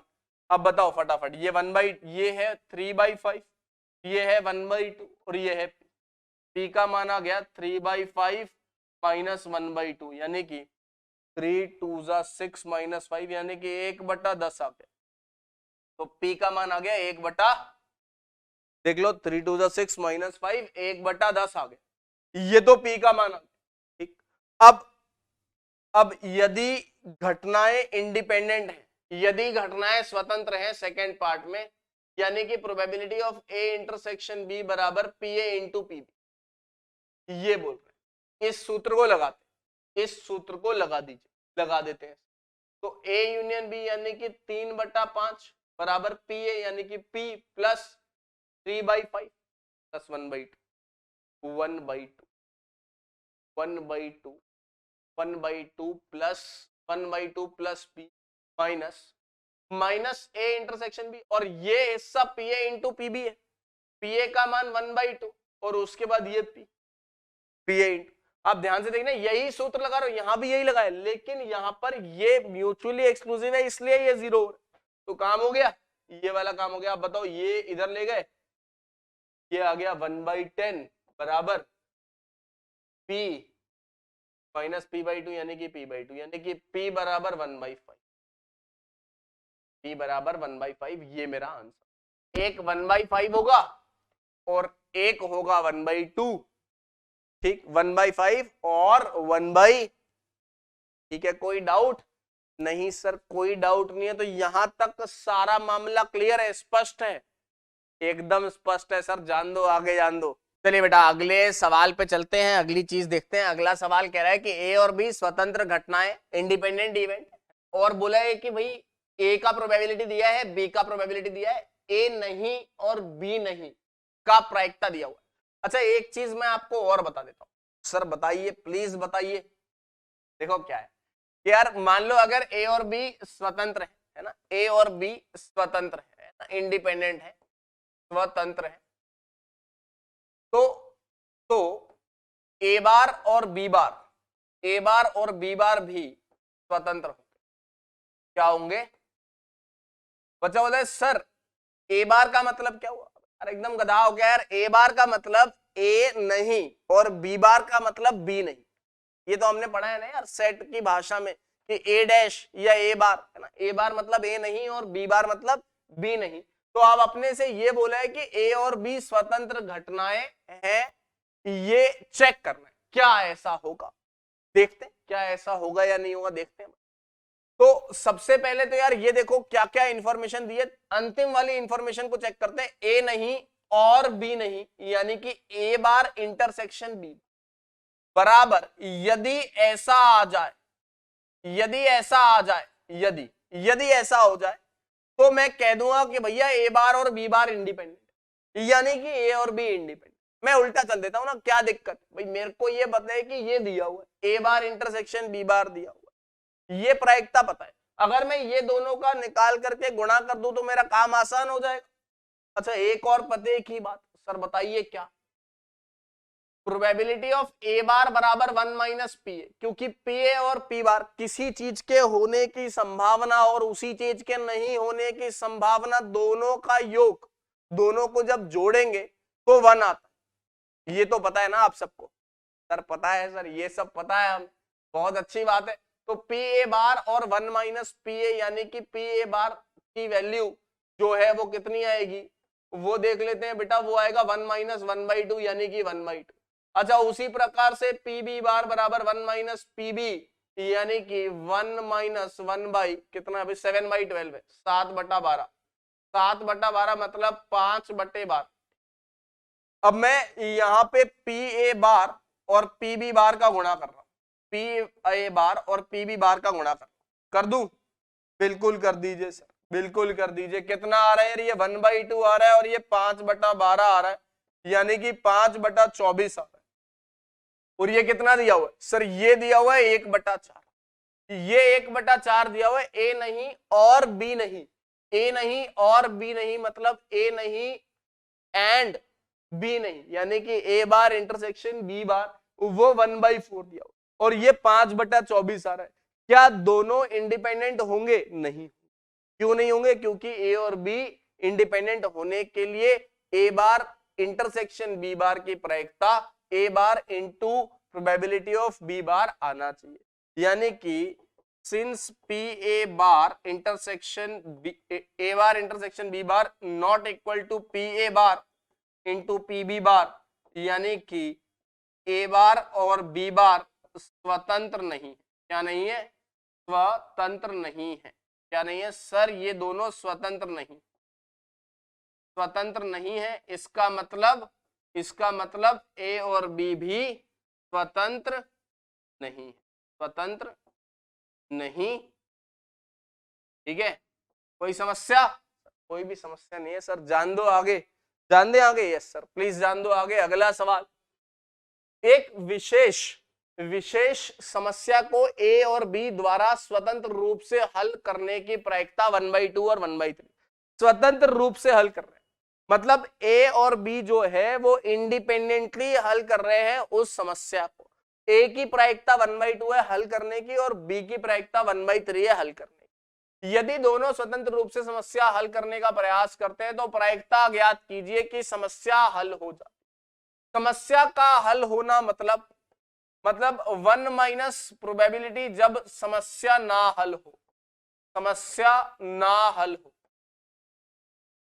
ना हल यानी कि समस्या हल ना, या फिर अगर समस्या को हल करना है तो आप दूसरा तरीका भी है, उसको भी लिख देता हूं, आपको कंफ्यूजन नहीं होगी।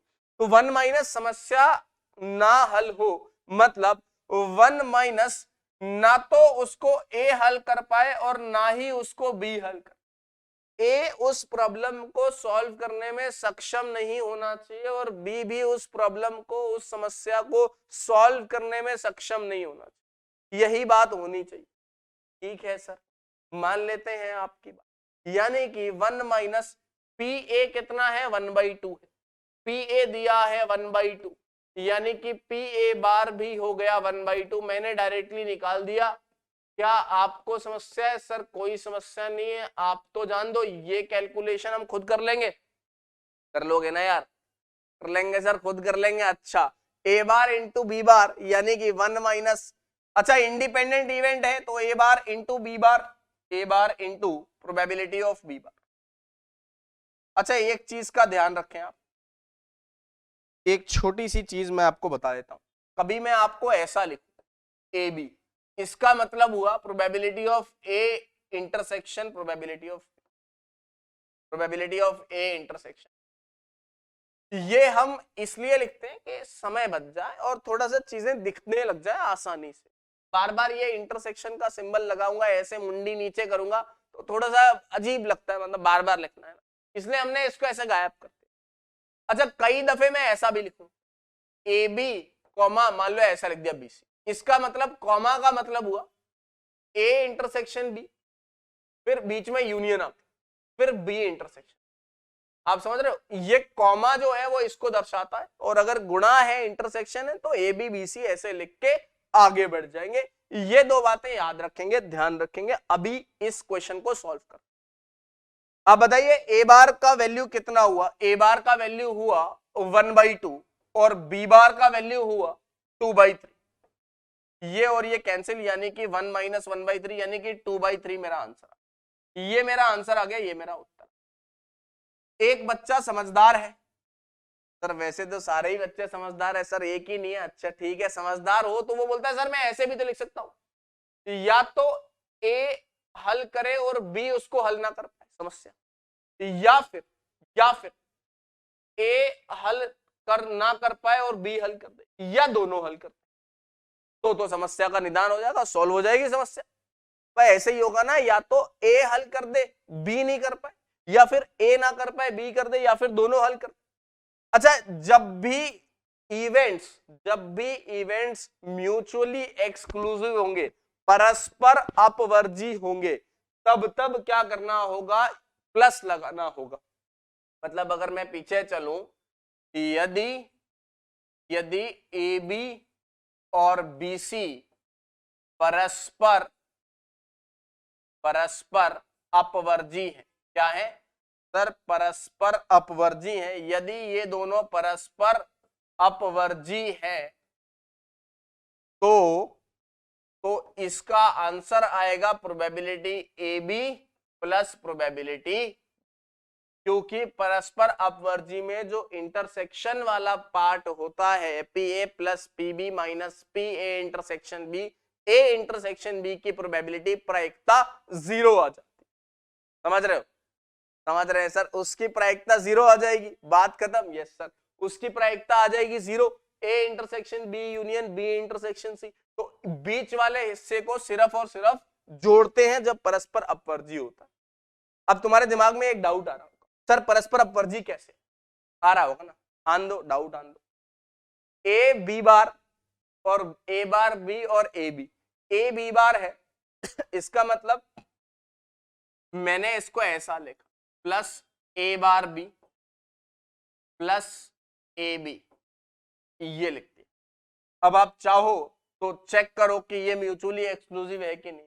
अगर ए उसको सॉल्व कर देता है और बी नहीं कर पाता, और ए सॉल्व नहीं कर पाए बी कर दे, ये दोनों म्यूचुअली एक्सक्लूसिव होंगे ना भैया? ऐसा हो गया तो ऐसा नहीं होगा, ऐसा हो गया तो ऐसा नहीं होगा। मैंने यही तो बात बोली, अगर ऐसा होता है तो ऐसा नहीं हो सकता, और अगर ऐसा होता है तो ऐसा नहीं हो सकता। सिर्फ सिंपल सी इतनी सी बात है, भी ऐसा होता है तो ऐसा नहीं होगा, और ऐसा होता है तो ऐसा नहीं होगा। यानी कि A B bar plus A bar B plus P A B, यानी कि probability A into B bar plus probability A bar into B plus प्रायिकता ए इंटू प्रायिकता बी। जल्दी से बताओ क्या आंसर आएगा। ए का प्रोबेबिलिटी 1/2, बी के नहीं होने का 2/3, ए के नहीं होने का 1/2, बी के होने का 1/3 और ए के होने का 1/2 और बी के होने का 1/3। तो यार आप जोड़ सकते हैं इसको, 2 1 3 1 4, 4/2 इंटू 3, यानी कि ये वापस 2/3 आ। देखो यहाँ भी 2/3, यहाँ भी 2/3, दोनों तरीके से आंसर निकालना संभव है। ऐसे भी निकाल सकते हो, ऐसे भी, पर ये समस्या ये इसलिए आसान है क्योंकि हमने टोटल में से 1 में से वो माइनस कर दिया जब समस्या हल ही ना। अब 3 इवेंट होते तो केसेस ज्यादा बनते ना, हम वही माइनस कर देंगे कि भाई समस्या ही नहीं हल हो रही, जाओ। ठीक है, यस सर, ठीक है सर। अगला पार्ट, संपूर्ण प्रायिकता प्रमेय। संपूर्ण प्रायिकता प्रमेय का मतलब होता है total probability theorem. Total probability theorem क्या कहती है, आप बस इस बात को ऐसे ध्यान रखें कि मान ले, जैसे मान लो ये एक इवेंट ए, ये सॉरी एक सैंपल स्पेस एस है, इस सैंपल स्पेस में ऐसे करके आपके पास इवेंट हो रहे हैं। ये मान लो इस तरीके से आपने जोड़ा, ऐसे करके काम करते हैं, आप इसको ऐसा समझ, ये एक हो रहा है, ये दूसरा हो रहा है, ये तीसरा हो रहा है, एन इवेंट्स है और इन सब में कॉमन क्या है, ए कॉमन है। ये इवेंट E1 है, ये E2 है, ये E3 है, ऐसे करके इवेंट। तो E1 union E2 union En बराबर S होना, पहली चीज। एग्जॉस्टिव सेट होना चाहिए। एग्जॉस्टिव सेट, एग्जॉस्टिव सेट का मतलब होता है कि उन सभी को जोड़ने, सभी को यूनियन करने पर सैंपल स्पेस आनी चाहिए।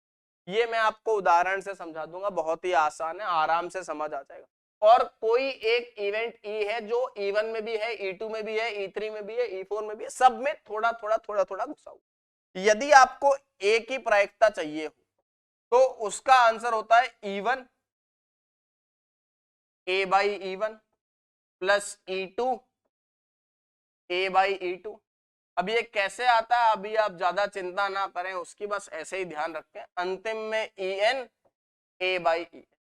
ये कहने का मतलब ऐसा है कि जहां जहां से जो जो चीज हो सकती है, जैसे E1 हो, E1 हुआ तो A/E1 क्या हुआ, E2 हुआ तो A/E2 क्या हुआ, E3 हुआ तो फिर A/E2, उसमें A होने का क्या चांस है, E4 हो तो उसमें A होने का क्या चांस है, En हो तो En में A होने का क्या चांस है। सिर्फ ये बात पूछी गई।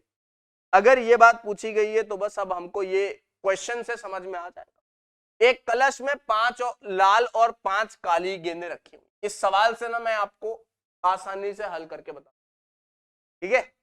एक कलश में, क्योंकि आपको वो चीज प्रूफ तो पूछी नहीं जाएगी, सिर्फ क्वेश्चन पूछा जाएगा, क्वेश्चन आसान है। एक कलश है, उसमें 5 लाल और 5 काली गेंदें, 5 लाल रेड और 5 ब्लैक गेंदें। यादृच्छा एक गेंद निकाली जाती है, इसका रंग नोट करने के बाद कलश में रख दी जाती है।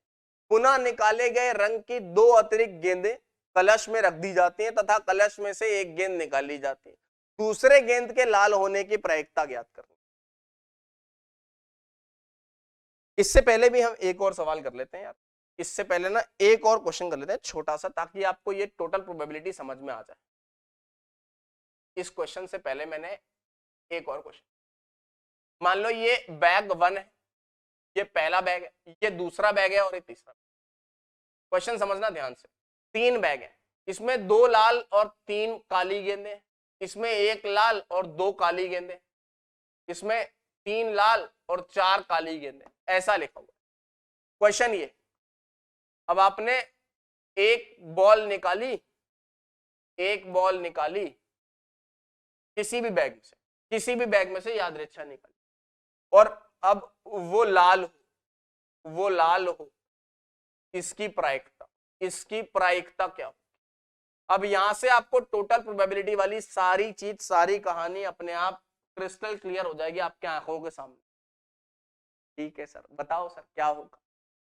सबसे पहले ना इवेंट्स लिखने होते हैं। इवेंट E1 यानी कि बैग 1 उठाए, बैग 1 लिया।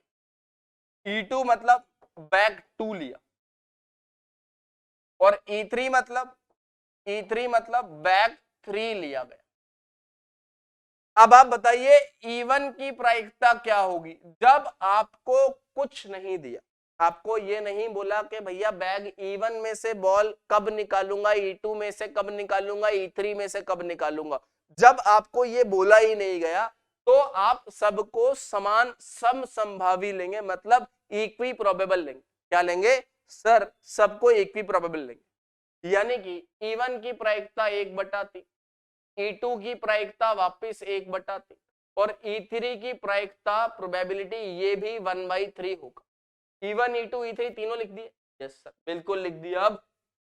अब देखो, अब आपको बोला है कि आपने बैग में से बॉलें निकाली है। आपको आपने एक इवेंट ए ले लिया या आर ले लेते हैं, चलो आर ले लेते हैं, हम इवेंट आर ले लेते हैं कि गेंद लाल रंग की, गेंद लाल रंग की, गेंद लाल रंग की, ऐसा मान लिया, मान सकते हैं ना यार, ठीक है।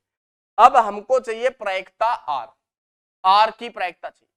तो जब बैग 1 उठाएंगे उस बैग 1 में लाल रंग की गेंद लेने की प्रायिकता, फिर जब बैग 2 उठाएंगे उस बैग 2 में से लाल रंग की गेंद लेने की प्रायिकता, और आखिरी में बैग 3 उठाएंगे तो उस बैग 3 में से लाल रंग की गेंद लेने की प्रायिकता। ये मेरा आंसर आना चाहिए। क्या? बैग 1 उठाइए उसमें से रेड बॉल लेने की प्रायिकता, फिर बैग 2 उठाइए तो उसमें से रेड बॉल लेने की प्रायिकता, और बैग 3 उठाइए तो 3 वाले में से रेड बॉल लेने की प्रायिकता। यही हुआ टोटल प्रोबेबिलिटी, क्योंकि E1 union E2 union E3 sample space देगा। या तो बैग 1 उठाओगे या 2 उठाओगे या 3। यार इन्हीं तीनों में से कोई ना कोई एक बॉल चूज करोगे ना यार, करोगे ना ऐसा? यस। या तो इन्हीं तीनों में से कोई ना कोई एक बॉल चूज करोगे। तो E1 E2 E3 अब बोल रहे हैं आपसे E1 E2 E3 R E1 यहां पर ऐसा करके, तो आप बताओ फटाफट E1 की प्रायिकता 1/3। अच्छा, E1 में लाल गेंद लेने की प्रायिकता बता दो बेटा। 2/5, 2 फेवरेबल और 5 ऐसे, तो 2/5। यहां बताओ E2 की प्रोबेबिलिटी 1/3, और अब बताओ E2 में से लाल गेंद लेने की प्रायिकता, E2 में से लाल 1/3 1/3, और आखिरी में E3 की प्रायिकता वापस 1/3, उसमें से लाल गेंद उठाओगे तब, अरे अगर इसमें से लाल गेंद उठाओगे तो 3 लाल गेंदे और 4 काली गेंदे, तो 3/7 3/7, ये मेरा आंसर होगा। अब आप जोड़ लीजिएगा जो भी इसमें आंसर आता है, ये मेरा आंसर हो जाएगा 2/15, 2/15, 1/9 और 1/7। इसको आप जोड़ करके वैल्यू लिख दें, ठीक है। ये मेरा आंसर हो जाएगा, फाइनल उत्तर हो जाएगा। ये समझ में आया आपको टोटल प्रोबेबिलिटी थ्योरम किस प्रकार से यूज करनी है? ठीक है सर, समझ गए सर, ये यूज कर लेंगे हम। आगे बढ़े, आगे बढ़ते हैं। अब इस सवाल पे वापस आते हैं।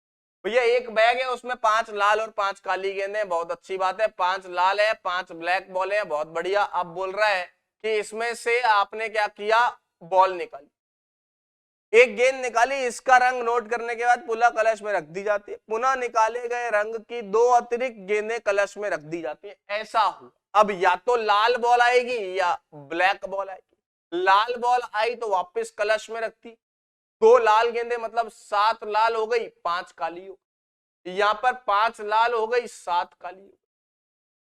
भाई पहली बार में आपने बॉल निकाली, बॉल निकालने पे या तो रेड आ सकता है या ब्लैक आ सकता है। रेड आएगा तो 2 लाल अलग से रख देंगे, ब्लैक आएगा तो वापस।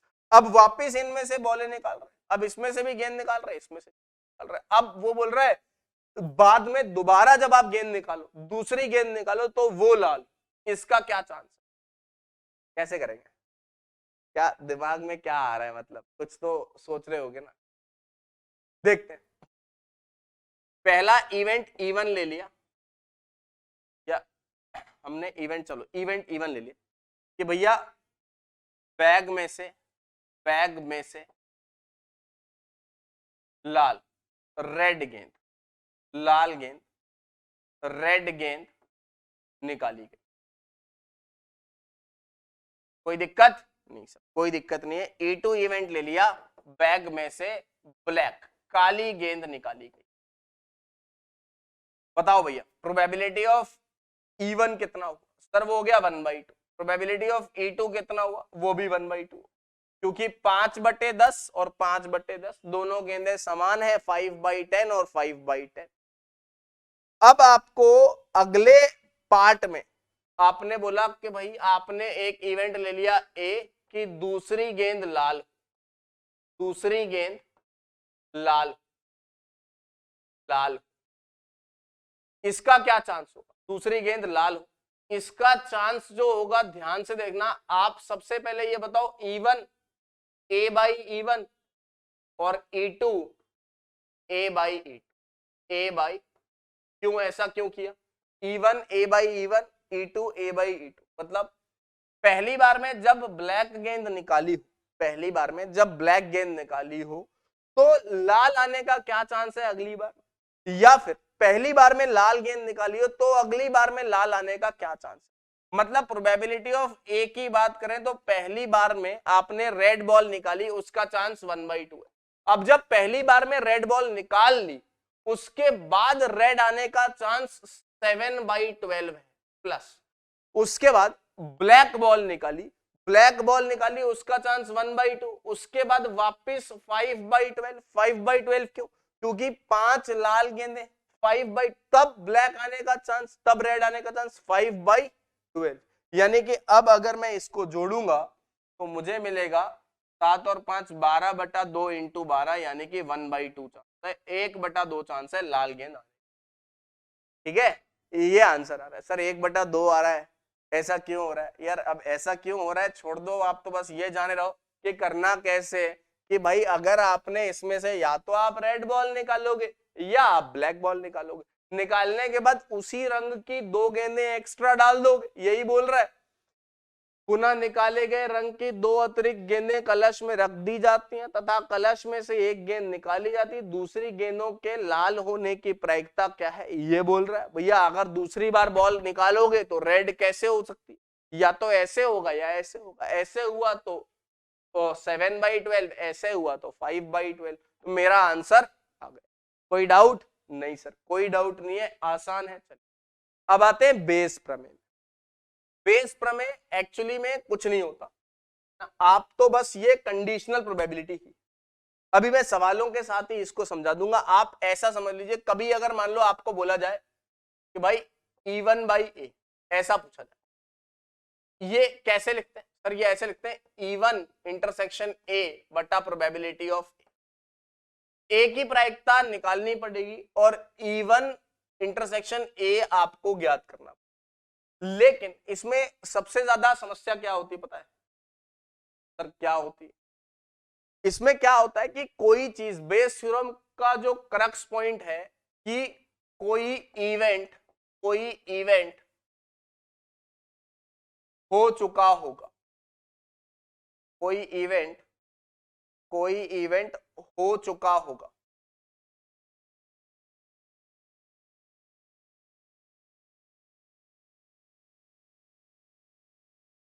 एक इवेंट हो चुका होगा, ये ए हो चुका है, आपसे ये बोला जाएगा कि ये इवेंट हो गया।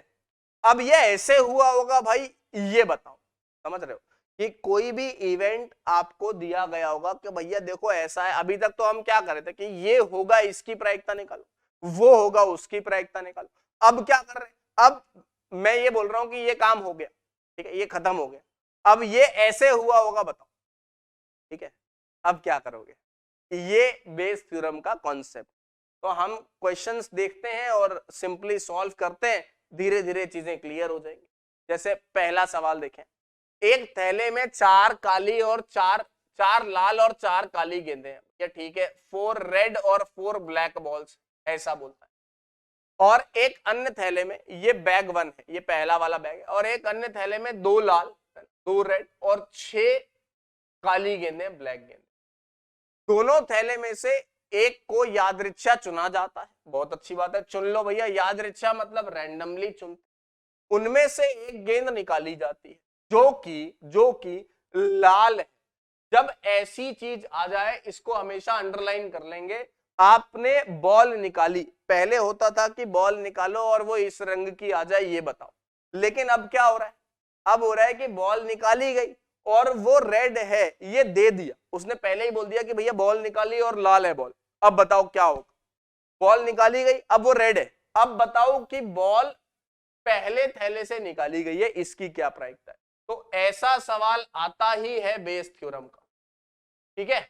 ऐसा सवाल आता ही है बेस थ्योरम का, बेस प्रमेय का सवाल। देखो लिखा भी हुआ है बेस प्रमेय का सवाल, ऐसा वाला सवाल आता है बेस प्रमेय का, बेस थ्योरम का, ठीक।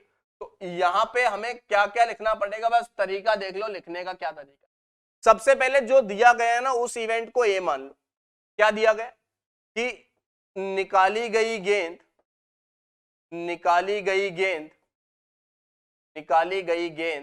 लाल है। क्या है सर? लाल है। ये आपने ए ले लिया। अब इवेंट E1 ले लो, इवेंट E2 ले लो। E1 का मतलब बैग 1 से निकाली, बैग 1 से निकाली है गेंद, बैग 1 से निकाली गई। और E2 का मतलब बैग 2 से निकाली गई, ठीक है। अब यहां पे आप प्रायिकता लिखते रहिए। आप बताइए प्रोबेबिलिटी ऑफ E1 कितना हुआ? सर E1 हुआ 1/2, क्योंकि ये नहीं बोला ना कि कौन सा बैग कब लेना है, ये नहीं बोला, ये बोला है कि बस निकाला गया, रैंडमली सिलेक्ट कर। तो जब भी ऐसा होगा तो हमें बताना है कि यार ये दोनों के दोनों क्या है? इक्वी प्रोबेबल है, समसंभावी है। समझ रहे ना? यस सर, समसंभावी है, यानी कि ये 1/2 और प्रोबेबिलिटी ऑफ E2 भी 1/। अच्छा, अब अगर मैं आपसे एक और चीज बोलूं, A/E2 भी लिख देते हैं, A/E1 भी लिख देते हैं। वो कितना हुआ? E1 में से रेड आने का चांस 1/2 और A/E2, E2 में से रेड आने का चांस सर वो 2/8, यानी कि 1/4, 2/8। 2 लाल हैं 6 काली हैं, तो 1/4, ठीक है, 1/4। अब आपको पूछा गया है, क्या पूछा, क्या निकालना है? सर हमें निकालना है प्रोबेबिलिटी ऑफ क्या निकालना है? E1/A निकालना है, यानी कि प्रायिकता E1 इंटरसेक्शन A बटा प्रोबेबिलिटी ऑफ A। यहां से हम यूज करेंगे टोटल प्रोबेबिलिटी। क्या यूज करेंगे? टोटल प्रोबेबिलिटी, टोटल प्रायिकता यूज, ठीक है। तो मैंने अभी आपको प्रोबेबिलिटी की कहानी वहानी पे नहीं गया, उतना वक्त नहीं है अपने पास कि प्रोबेबिलिटी कैसे शुरू हुई, क्या हुई, इस कहानी पे जा पाए। तो सीधा सीधा हम सॉल्व कर रहे हैं क्वेश्चंस। तो टोटल प्रोबेबिलिटी है, 2 दिन बाद एग्जाम है अपना, तो अपन पढ़ेंगे ना यार उस हिसाब से कि एग्जाम में नंबर आ जाए ना। क्या करें, कहानी वानी जानेंगे। Total probability E1 intersection A। अच्छा, PA का वैल्यू है टोटल प्रोबेबिलिटी। अब देखो ध्यान से, आपको ये नहीं पता, अगर आपको यही पता होता कि ए की प्रोबेबिलिटी क्या है तो फिर कोई दिक्कत ही नहीं, काम हो जाता, पर अपने को पता ही नहीं।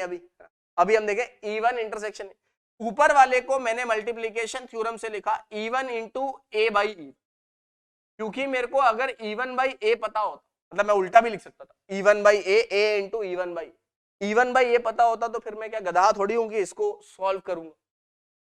अरे अगर वो पता ही होता यार तो मैं क्यों इसको ऐसे लिखता, वही दूसरे तरीके से लिख रहा हूं ना, क्योंकि मेरे को नहीं पता। डिवाइडेड बाई नीचे लिखूंगा probability of E1 into probability of A/E1 plus probability of E2 into probability of A/E2। यहां से मेरा आंसर आ जाएगा। जल्दी बताओ क्या आंसर आएगा?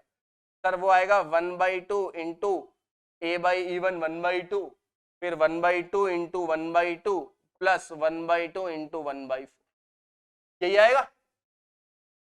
अब जोड़ लो यार कितना आ रहा है, कैलकुलेट करके देख लो। ये 1/2 1/2 1/2 चला गया, 1/2 प्लस 1/4 यानी कि 1/2/3/4 है ना, यही आएगा ना। 3/4 यानी कि 4 ऊपर गया, 4/6 यानी कि 4/6, इसका मतलब 2/3 आंसर, ठीक है, निकल गया। 2/3 चांस आएगा कि पहले वाले में से लाल गेंद आई।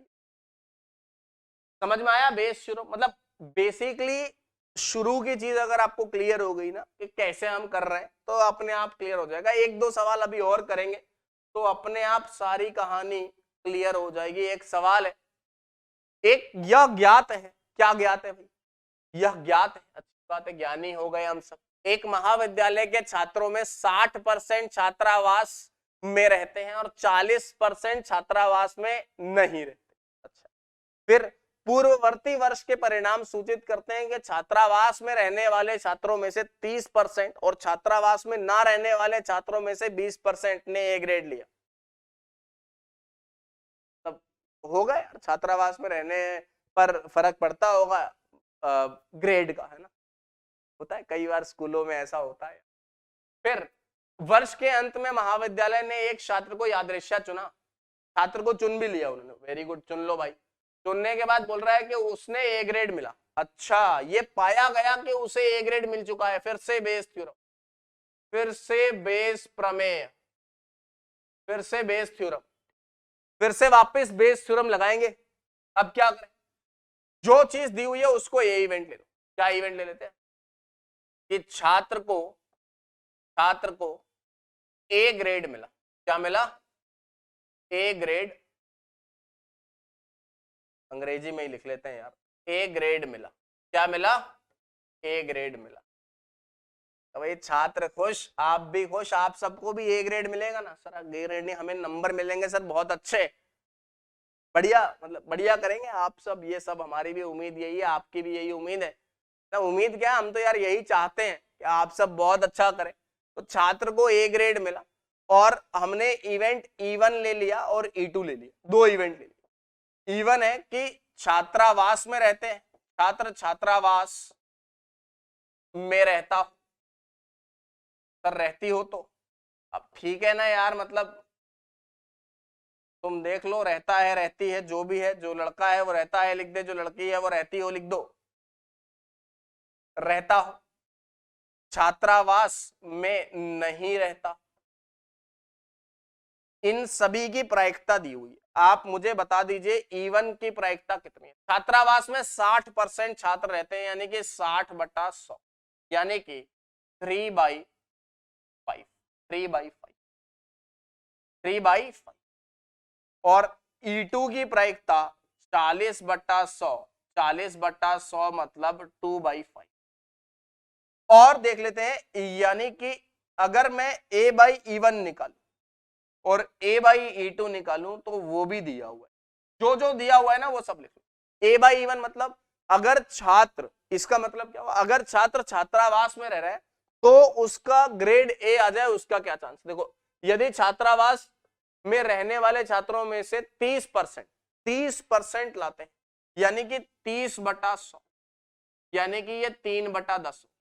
अच्छा, और बाकी नहीं रहता हो तो 20% छात्र ए ग्रेड लाएंगे। थोड़ा फर्क पड़ गया यार, पढ़ने दो सर, क्या दिक्कत है? अच्छा, कई सारे बच्चे बोलते हैं सर इन दोनों को जोड़ने पर 1 क्यों नहीं आ रहा? गधा हो क्या यार, ये अलग अलग चीज है, काहे के लिए 1 आ जाए? यहाँ जोड़ो, यहाँ 1 आएगा, यहाँ थोड़ी आएगा 1, अलग अलग बात है ना। ये बात अलग है, ये बात अलग है, दोनों इंडिपेंडेंट है, अलग अलग। अब आपसे कहानी का सिर्फ सारांश पूछा है तो कहानी खत्म हो चुकी है। आपसे पूछता है प्रायिकता, प्रायिकता E1/A, छात्रावास में रहता हूं, यानी कि E1 इंटरसेक्शन A बटा प्रायिकता, फटाफट बता दो क्या होगा सर? वो होगा E1 इंटू A/E1 और नीचे आ जाएगा E1 into A/E1 plus E2 into A/E2। देख रहे हो कितनी सिंपल चीजें, कितनी सरल चीजें, बेस प्रमेय है ना। बच्चे को डर लगता है, बोले सर हमें नहीं समझ में आती एक बार। ठीक है यार, एक बार नहीं आती तो समझदार के लिए देखो होता है इशारा, आपके लिए कोई बात नहीं, दोबारा। ठीक है, करें सॉल्व? यस सर, प्लीज करिए। E1 into A/E1, E1 into A/E1, A2 into A/E2। अब मैंने इनको क्या कर लिया, जोड़ दिया। E1 जो प्रोबेबिलिटी है E1 की, वो कितनी दी हुई है यार? वो दी हुई है 3/5, और ये A/E1 दिया हुआ है 3/10, डिवाइडेड बाई 3/5 इंटू 3/10 प्लस फिर वापस 2/5 है ना, 2/5 2/5 इंटू अगला वाला कितना दिया हुआ है a बाई, अच्छा 2/5 दिया हुआ, उसके बाद 2/10 दिया हुआ। आप जरा जोड़िए कितना आ रहा है, मेरे ख्याल से आप कैलकुलेट तो आप कर ही लेंगे। 3 3 जा 9/50, 9/50 आ रहा है ऊपर, और नीचे आ रहा है 9/50 इंटू 2 2 जा 4, 9 और 4 14 है ना, 40/, डायरेक्टली जोड़ करके मैं लिख दूं तो ऊपर तो आ रहा है 9 और नीचे आ रहा है 50 कट जाएगा, 3 3 जा 9 और 9 और 4 13, 30, 9/13 आ रहा है। 2 2 जा 4 और 3 3 जा 9, 9 + 4 13 आ रहा है, ये आंसर आ रहा है। ठीक है सर, कोई डाउट है क्या बेटा? नहीं सर कोई डाउट नहीं है, जान दो, आगे जान दो, पक्का? यस सर, आगे जान दो सर, अगले सवाल पे जान दो। अगला सवाल बढ़िया, ये क्वेश्चन आने का चांस है, मतलब अगर ये 8 नंबर का सवाल आएगा तो ये अपने पास का चांस है ज्यादा। बोल रहे एक बहुविकल्पी प्रश्न का उत्तर देने में एक विद्यार्थी या तो प्रश्न का उत्तर जानता है या वह अनुमान लगाता है। तो हमने एक इवेंट, अच्छा आगे पढ़ लेते हैं। मान लें कि उसके उत्तर देने जानने की प्रायिकता इतनी है और अनुमान लगाने की, मान लें कि छात्र के प्रश्न के उत्तर का अनुमान लगाने पर सही उत्तर देने की प्रायिकता इतनी है, तो इस बात की प्रायिकता कि कोई छात्र प्रश्न का उत्तर जानता है यदि ज्ञात है कि उसने सही उत्तर, देखो उसने सही उत्तर दिया, फिर से वही बेस पर उसने सही उत्तर दिया तो हमने ए इवेंट ले लिया कि उसने उत्तर जो दिया है उत्तर सही दिया है। क्या दिया है सर? उत्तर सही दिया। उस बालक ने जो उत्तर दिया वो सही दिया, बालक ने उत्तर सही दिया। आगे बढ़ते हैं, E1 इवेंट ले लेते हैं और E2 इवेंट ले लेते हैं। E1 इवेंट ले लेते हैं, बालक वह जानता है, वह उत्तर जानता है, और दूसरा E2 इवेंट लेते हैं, वह उत्तर का अनुमान लगाता है। क्या करता है? अनुमान लगाता है, अनुमान लगाता है। और अब कहानी भी दी हुई है, पूरी प्रायिकता दी हुई है। अनुमान लगाने पर सही उत्तर देने की प्रायिकता 1/4। अच्छा ये सब चीजें बताई हुई हैं। अब अपन देख लेते हैं क्या क्या हमें चाहिए। सबसे पहले बताओ E1 की प्रायिकता कितनी? वह उत्तर जानता है, या तो अच्छा या तो ऐसा मान ले कि उसके उत्तर जानने की प्रायिकता 3/4 और अनुमान लगाने की प्रायिकता 1/4 है। वैसे वो नहीं भी देते तो हम देख लेते हैं, 1/, दोनों को जोड़ने पर 1 आना चाहिए, तो एक 3/4 है, एक 1/4 है। अनुमान लगाने की प्रायिकता 1/4 और जानने की प्रायिकता 3/4। काफी इंटेलिजेंट, होशियार प्रतीत होता है बालक। लग रहा है यार, मतलब 3/4 है तो हाई प्रोबेबिलिटी है ना उसके आंसर जानने की, तुम्हारी तरह है, मतलब है ना, जानता है। मान ले कि छात्र के प्रश्न के उत्तर का अनुमान लगाने पर, यानी कि आपको बोला है A/E1 और A/E2। ध्यान से देखना, आप बताइए A/E1 क्या होगा, वो दिया नहीं हुआ, A/E2 दिया हुआ। अनुमान लगाने पर सही उत्तर आने का चांस 1/4, A/E1 नहीं दिया हुआ, इसका क्या आंसर आएगा? बच्चा कंफ्यूज रहता है यहीं पे, इसको सॉल्व नहीं कर पाता। अब अगर अगर दिमाग लगाओगे तो काम हो जाएगा। सर कैसे? A/E1 का मतलब क्या हुआ? A/E1 का अगर वो जानता है तो वो गलत थोड़ी करके आएगा यार, गधा थोड़ी है वो। नहीं सर ठीक है, यार तुम एक बात बताओ, तुम्हें मैंने बता दिया कि इसका आंसर 2 आएगा, तो तुम 2 ही लगा के आओगे ना, 3 थोड़ी लगा के आओगे। बात तो मानोगे ना मेरी? सर मान लेंगे सर, तो 2 ही लगा, वही लगा के आओगे, इसका मतलब ये A/E1 है, इसका मतलब ये आंसर 1 आएगा, ये 1 आ गया। अच्छा अब काम खत्म हो गया, आपसे पूछा है वो प्रश्न का उत्तर जानता है यदि उसने सही उत्तर दिया है, यानी कि E1/A निकालना है। कहानी खत्म हो गई। E1 इंटरसेक्शन A लिख दिया बट्टा प्रोबेबिलिटी ऑफ A लिख दिया। अब इसको सीधा सीधा E1 इंटू A/E1। अब यार वो वही वाली कहानी हो गई, E1 into A/E1 plus E2 into A/E2। ये कहानी हो गई, काम खत्म हो गया। जल्दी से बता दो फटाफट क्या आएगा। E1 की प्रायिकता sir 3/4, 3/4 into 1/3/4 into 1 plus 1/4 into 1/4, मेरे ख्याल से यही है। यस सर यही है। तो ये आंसर कितना मिलना चाहिए सर? ये मिलना चाहिए, अगर मैं 4 का गुणा कर दूं तो 4 3 12/12 और 1 13, 12/13 मिल रहा है, 12/13 मिल रहा है आंसर। चेक कर लो। भाई 4 तिया 12, 12 और 1 13, 13/16 नीचे और 12/16 ऊपर, तो 12/16, 12/13 मिल रहा है। ठीक है यार, कैलकुलेशन वाला पार्ट अब आपका है, आपके हवाले है। अगला सवाल, ये एक और सवाल करेंगे बेस थ्योरम का, उसके बाद 2-3 सवाल और करेंगे, उसके बाद ये चैप्टर खत्म। ठीक है, टाटा बाय बाय हो जाएगा इसका। दो दल एक निगम के निदेशक मंडल में स्थान पाने की प्रतिस्पर्धा में है। अच्छा भाई यार, चुनाव तो हो गया मतलब अपने, ठीक है सर हो गया सर, आप मतलब उसके ही पीछे पड़ा, मैं नहीं पढ़ा यार। ये तो कह रहा है सवाल कि ठीक है भाई, दो दल है, एक निदेशक मंडल में स्थान पाने की प्रतिस्पर्धा में है, रेस में है। अच्छा, पहले तथा दूसरे दल के जीतने की प्रायिकताएं क्रमशः 0.6 और 0.4। इसके अतिरिक्त यदि पहला दल जीतता है तो एक नए उत्पाद के प्रारंभ होने की प्रायिकता ऐसी है, और दूसरा जीतता है तो इस बात की संगत रिस्पेक्टिव प्रोबेबिलिटी 0.3। इसकी प्रायिकता ज्ञात कीजिए कि नया उत्पादन दूसरे दल द्वारा प्रारंभ किया, के बहुत बढ़िया ए प्रोबेबिलिटी, नया उत्पादन दूसरे दल, तो इस बात की प्रायिकता ज्ञात कीजिए कि नया, अच्छा उसने आधा ही सवाल लग रहा है मुझे तो, यदि दूसरा दल जीतता हो तो इस बात की, इसकी प्रायिकता ज्ञात कीजिए कि नया उत्पादन दूसरे दल द्वारा प्रारंभ किया गया था। में थोड़ा आधा लग रहा है ना कि भाई पहले तथा दूसरे दल के जीतने की, इसके अतिरिक्त यदि पहला दल जीतता है तो ऐसा होगा, दूसरा, इसकी प्रायिकता ज्ञात कीजिए कि नया उत्पादन दूसरे दल द्वारा प्रारंभ किया गया था। अच्छा यार, ये कहना ये चाह रहा है कि नया उत्पादन प्रारंभ किया गया है, यहां पे लिख लेते हैं, नया उत्पादन प्रारंभ किया गया हो, तो ऐसा लिखा होना चाहिए। देखोगी कि नया उत्पादन प्रारंभ किया गया हो तो इसकी प्रायिकता ज्ञात कीजिए कि नया उत्पादन दूसरे दल द्वारा प्रारंभ किया गया था। ये मतलब कहने का मतलब, आप इसकी लैंग्वेज ऐसे समझ लीजिए कि भैया नया उत्पादन प्रारंभ हो चुका है, चालू हो चुका है, लेकिन अब वो पहले दूसरे दल द्वारा किया गया, इसकी प्रायिकता ज्ञात करनी। तो सबसे पहले ए लिख दिया, ए मतलब नया उत्पादन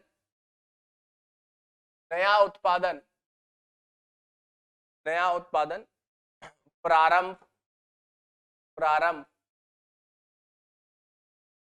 किया गया है, इवेंट E1, इवेंट E2, ये दल 1 द्वारा, दल 1 द्वारा, दल 1 के जीतने की प्रायिकता, दल ए या पहले दल के जीतने की प्रायिकता, ऐसे लिख लो,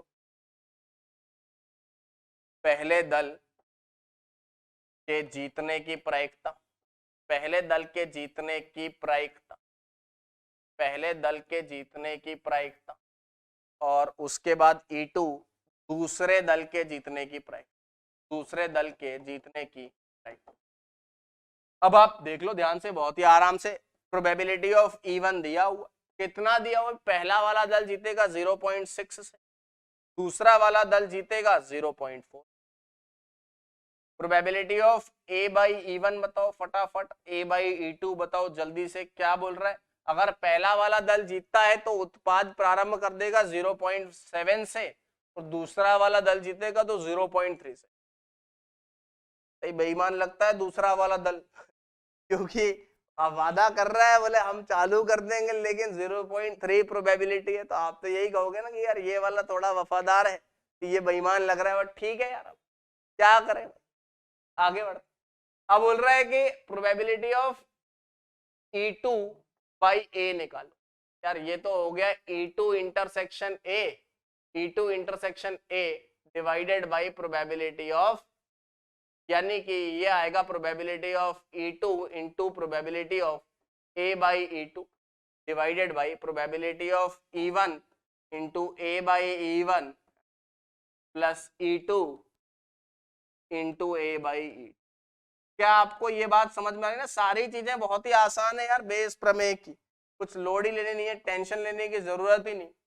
ए बाई E1 बताओ फटाफट, सारी प्रोबेबिलिटीज दी हुई है। E2 मतलब पहले ये वाला है ना, E2 मतलब ये रहा यार, ये तो E2 है ना, E2 0.4 और 0.3, 0.4 into 0.3 divided by E1 0.6 into 0.7 plus 0.4 into 0.3। अब आप जोड़ लो यार ये कितना आता है, 4 तियां ऊपर तो 12 आ जाएगा, 7 छक 42 और 12 यानी कि 12 बटा 54, 12 बटा 54 54। अगर 6 से काटेंगे तो 9 आ जाएगा, 6 2/9 आ जाएगा, 2/9 आ जाएगा। चेक कर लो, मेरे ख्याल से 6 9 54 होता है, ठीक है मतलब यार। तो 6 से कट करोगे तो ये कट जाएगा 6 से, तो ये आ जाएगा 2/9 आ जाएगा। ठीक, कोई डाउट? कोई भी डाउट नहीं है, अभी तो आसान है। तो ये आपको बेस प्रमेय की सारी बातें, सारी कहानी समझ में आ गई? यस सर, बिल्कुल आ गई सर, सब कुछ आ गया। एक और सवाल करते हैं, थोड़ा अलग टाइप, थोड़ा सा अलग टाइप का बेस प्रमेय भी हमने सीख लिया। अच्छा, इसके बाद आपका जो बर्नौली ट्रायल है वो सब कुछ पढ़ना नहीं है ना आपको, आपको सिर्फ कंडीशनल प्रोबेबिलिटी पढ़नी थी, मल्टीप्लिकेशन थ्योरम पढ़ना था, ठीक है, और बेस प्रमेय पढ़नी थी, टोटल प्रमेय पढ़नी थी, बस। बाकी आपको कुछ नहीं पढ़ना। तो जितना मैंने इस वीडियो में बताया है, जितनी चीजें पढ़ाई है, सिर्फ उतना ही पढ़ना है, लोड नहीं लेना, टेंशन नहीं लेना है। नहीं लेंगे सर, टेंशन क्यों लेंगे, अच्छी बात है। ए और बी बारी बारी से एक पासे को उछालते हैं, तब तक, जब तक उछालेंगे जब तक कि उनमें से कोई एक पासे पर 6 प्राप्त ना कर ले और खेल को जीत नहीं लेता।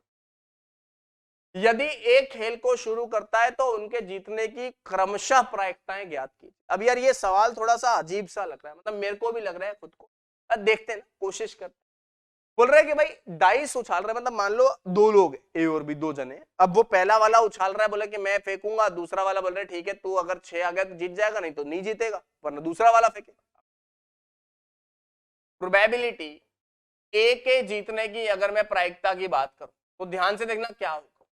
अगर ए जीतना चाहे तो क्या करना पड़ेगा, पहला टर्न उसी का मिलेगा। अरे पहली बार, क्या सर क्या पहली बार? अबे पहली बार उसी ए को मिलेगा ना चांस, तो पहला मौका उसको मिला, उसने बोला अच्छा अगर मैं पहली बार में ही 6 ले आऊं तो मैं जीत गया, बिल्कुल सही बात। या फिर उसका किसी कारणवश पहली बार में 6 नहीं आता, मान लो कोई भी कारण हो सकता, नहीं आया 6, तो अब अगला टर्न किसको मिलेगा? भाई पहली बार में उसने उछाला, उसको नहीं मिला, मान लो 6 नहीं आया, दूसरी बार में वो उछालेगा, तो दूसरी बार में अब कौन उछालेगा? बी उछालेगा, बी उछाला तो बी का भी 6 नहीं आना। देखो ये ए के लिए है, ये बी के लिए, फिर अगली बार वापिस ए को मिला और 6 ले आया, ऐसा हो जाए। जी सर बिल्कुल सही बात। या फिर ऐसा ना हो कि भैया ठीक है पहली बार में 6 नहीं आया, दूसरी में भी 6 नहीं आया, तीसरी में ए फिर से किसी कारणवश 6 नहीं ला, क्या करे यार? ये भी मजबूर है, डाइस भी मजबूर है, सब मजबूर है, कोई बात नहीं, ना इसका कसूर ना किसी का कसूर, दोनों मजबूर, ठीक है सर। अब 6 बार 6 बार 6 बार 6 बार 6 बार 6, ये कहानी, ये सिलसिला चलता चला जाएगा अनंत तक। क्यों? क्योंकि मुझे नहीं पता ना कब ए जीतेगा, पर ए जीतेगा जरूर, कब जीतेगा ये नहीं पता, जीतेगा जरूर, कब जीतेगा ये नहीं पता। अब क्या करें? अब तो कुछ भी नहीं सर, अब तो काम हो गया पक्का। यस सर, अब हो गया काम। देखो ये आपको समझ में आ रहा है, पहला चांस ए को मिला और ए ने 6 ला दिया, वेरी गुड, बहुत बढ़िया, किस्मत का धनी आदमी है, 6 ले आया, जीत गया। फिर बोले दूसरी बार में उसने 6 नहीं ला पाया, चलो भाई ठीक है, होता है ना। फिर बी को भी 6 नहीं लाना है, अगर बी 6 ले आया तो वो तो वैसे ही जीत जाए, खत्म हो जाएगा गेम। लेकिन अपने को जिताना किसको है? ए को। तो तीसरी बार में या फिर पांचवी बार में देखो ए बी फिर ए, जीत जाए, फिर ए बी ए, ऐसे करके ए बी कर रहे। ठीक है सर, करो सर, कोई दिक्कत नहीं है। अब क्या करें?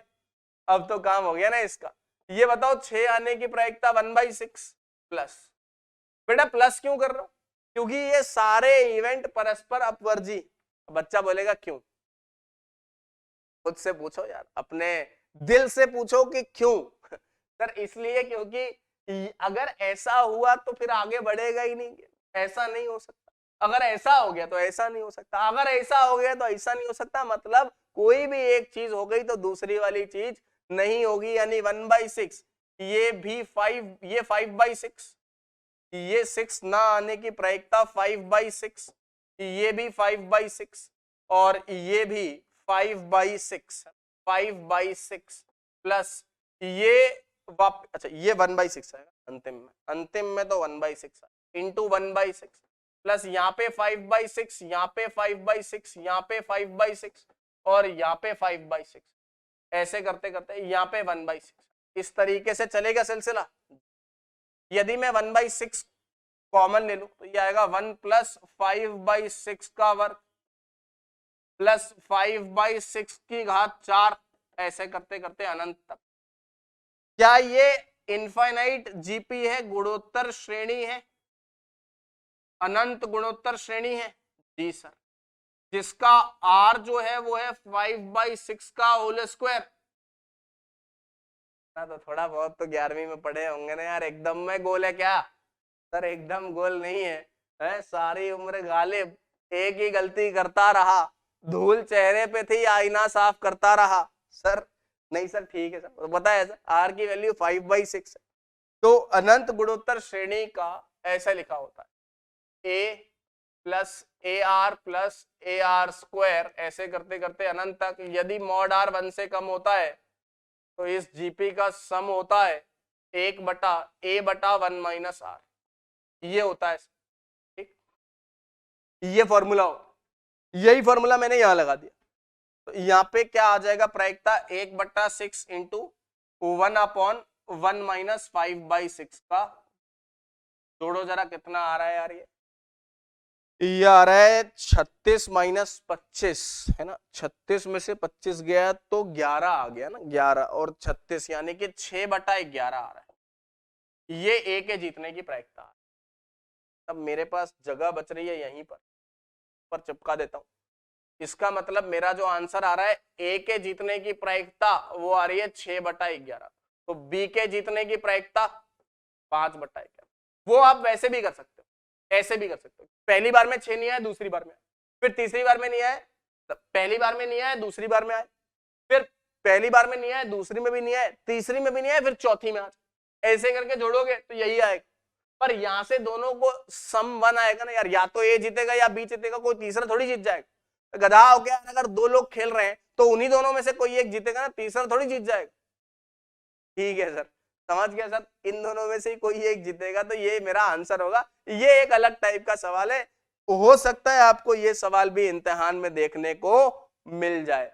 पक्की बात है? यस सर, बिल्कुल पक्की बात है। एक दो सवाल ऑब्जेक्टिव वाले भी कर लेते हैं, छोटे छोटे से, एक एक नंबर के। ठीक है सर, ए और बी दो ऐसी घटनाएं हैं सच दैट पी ए 0 नहीं और पी b/a 1, तब क्या बोला है? ये कौन सी चीज सही? पी ए 0 नहीं है, यानी कि पी बी इंटरसेक्शन ए बटा पी ए बराबर 1, यानी कि पी बी इंटरसेक्शन ए बराबर पी ए। अच्छा, आप थोड़ा सा ध्यान से देखो, मैं इसको ऐसा लिख देता हूं, number of elements in B intersection A बटा number of element in sample space बराबर नंबर ऑफ एलिमेंट ए बटा नंबर ऑफ एलिमेंट। ऐसा लिख सकते हैं बेटा, यहां से सूत्र लगाया, ऐसा कर दिया। अच्छा, ये दोनों कहानी खत्म। आपको पता है कि बी और ए में जो कॉमन एलिमेंट्स हैं वो ए में एलिमेंट्स। अब आपको सेट थ्योरी पे थोड़ा सा जाना पड़ेगा। सर थोड़ा सा चले जाएंगे? सर चले जाओगे? Yes sir. बताओ, आप देखो ये बी है मान लो और ये ए, या फिर ऐसा है, ये ए और इसके अंदर बी, ये ए। तो यहां पे अगर मैं ए इंटरसेक्शन बी की बात करूं, कॉमन हिस्सा बी आता है, ऐसा नहीं होना चाहिए भैया, कॉमन हिस्सा ए आना चाहिए। कॉमन हिस्सा ए आना चाहिए, मतलब ये देखो यहां पे ए इंटरसेक्शन बी की बात करूंगा तो ए आएगा। अब बताओ, ए बी का सबसेट है, ठीक, उपसमुच्चय है कि बी ए का उपसमुच्चय है? बताओ यहां पर क्या हुआ? सर ए जो है वो बी का उपसमुच्चय, मतलब ए जो है वो छोटू वाला सेट है, बी वाला जो है वो बड़ू वाला सेट है। यानी कि ऑप्शन नंबर ए बिल्कुल 16 आने सत्य है। सही बात है ना? अब सही है ना सर? सही है सर, एकदम सही है, 16 आने सत्य है। जान दो सर आगे, पक्का? यस सर, श्योर सर, आगे जान दो, आगे बढ़ते हैं।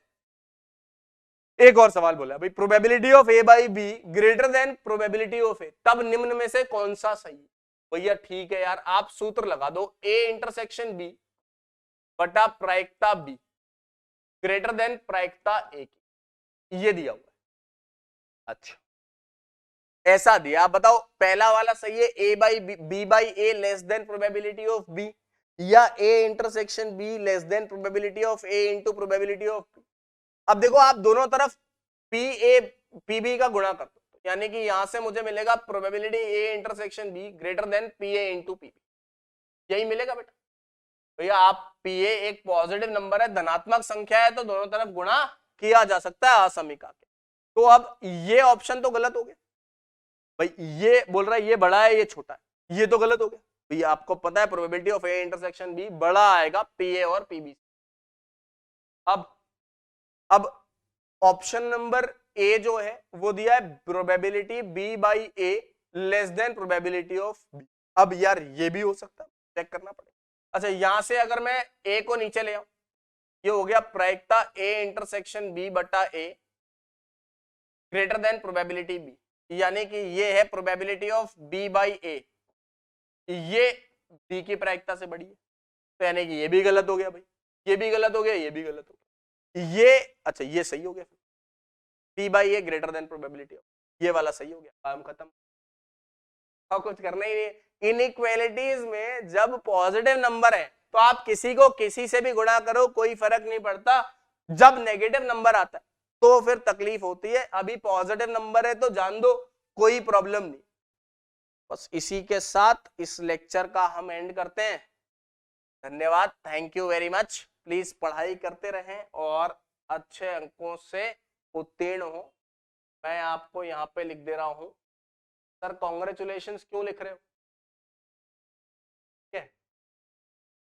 क्यों लिखा आपने? क्योंकि यार मेरे को ये भरोसा है कि आपके नंबर अच्छे आएंगे, तो इसलिए पहले ही एडवांस में बधाई दे दे रहा हूँ, है ना, क्योंकि आप अच्छे नंबर लेके आओगे। मेरा वो भरोसा नहीं, all the best, all the best. बस ठीक सीधी सी बात, कॉन्ग्रेचुलेशन, आप सभी के अच्छे नंबर आने वाले, तो अग्रिम बधाई। ठीक है, धन्यवाद आप सभी।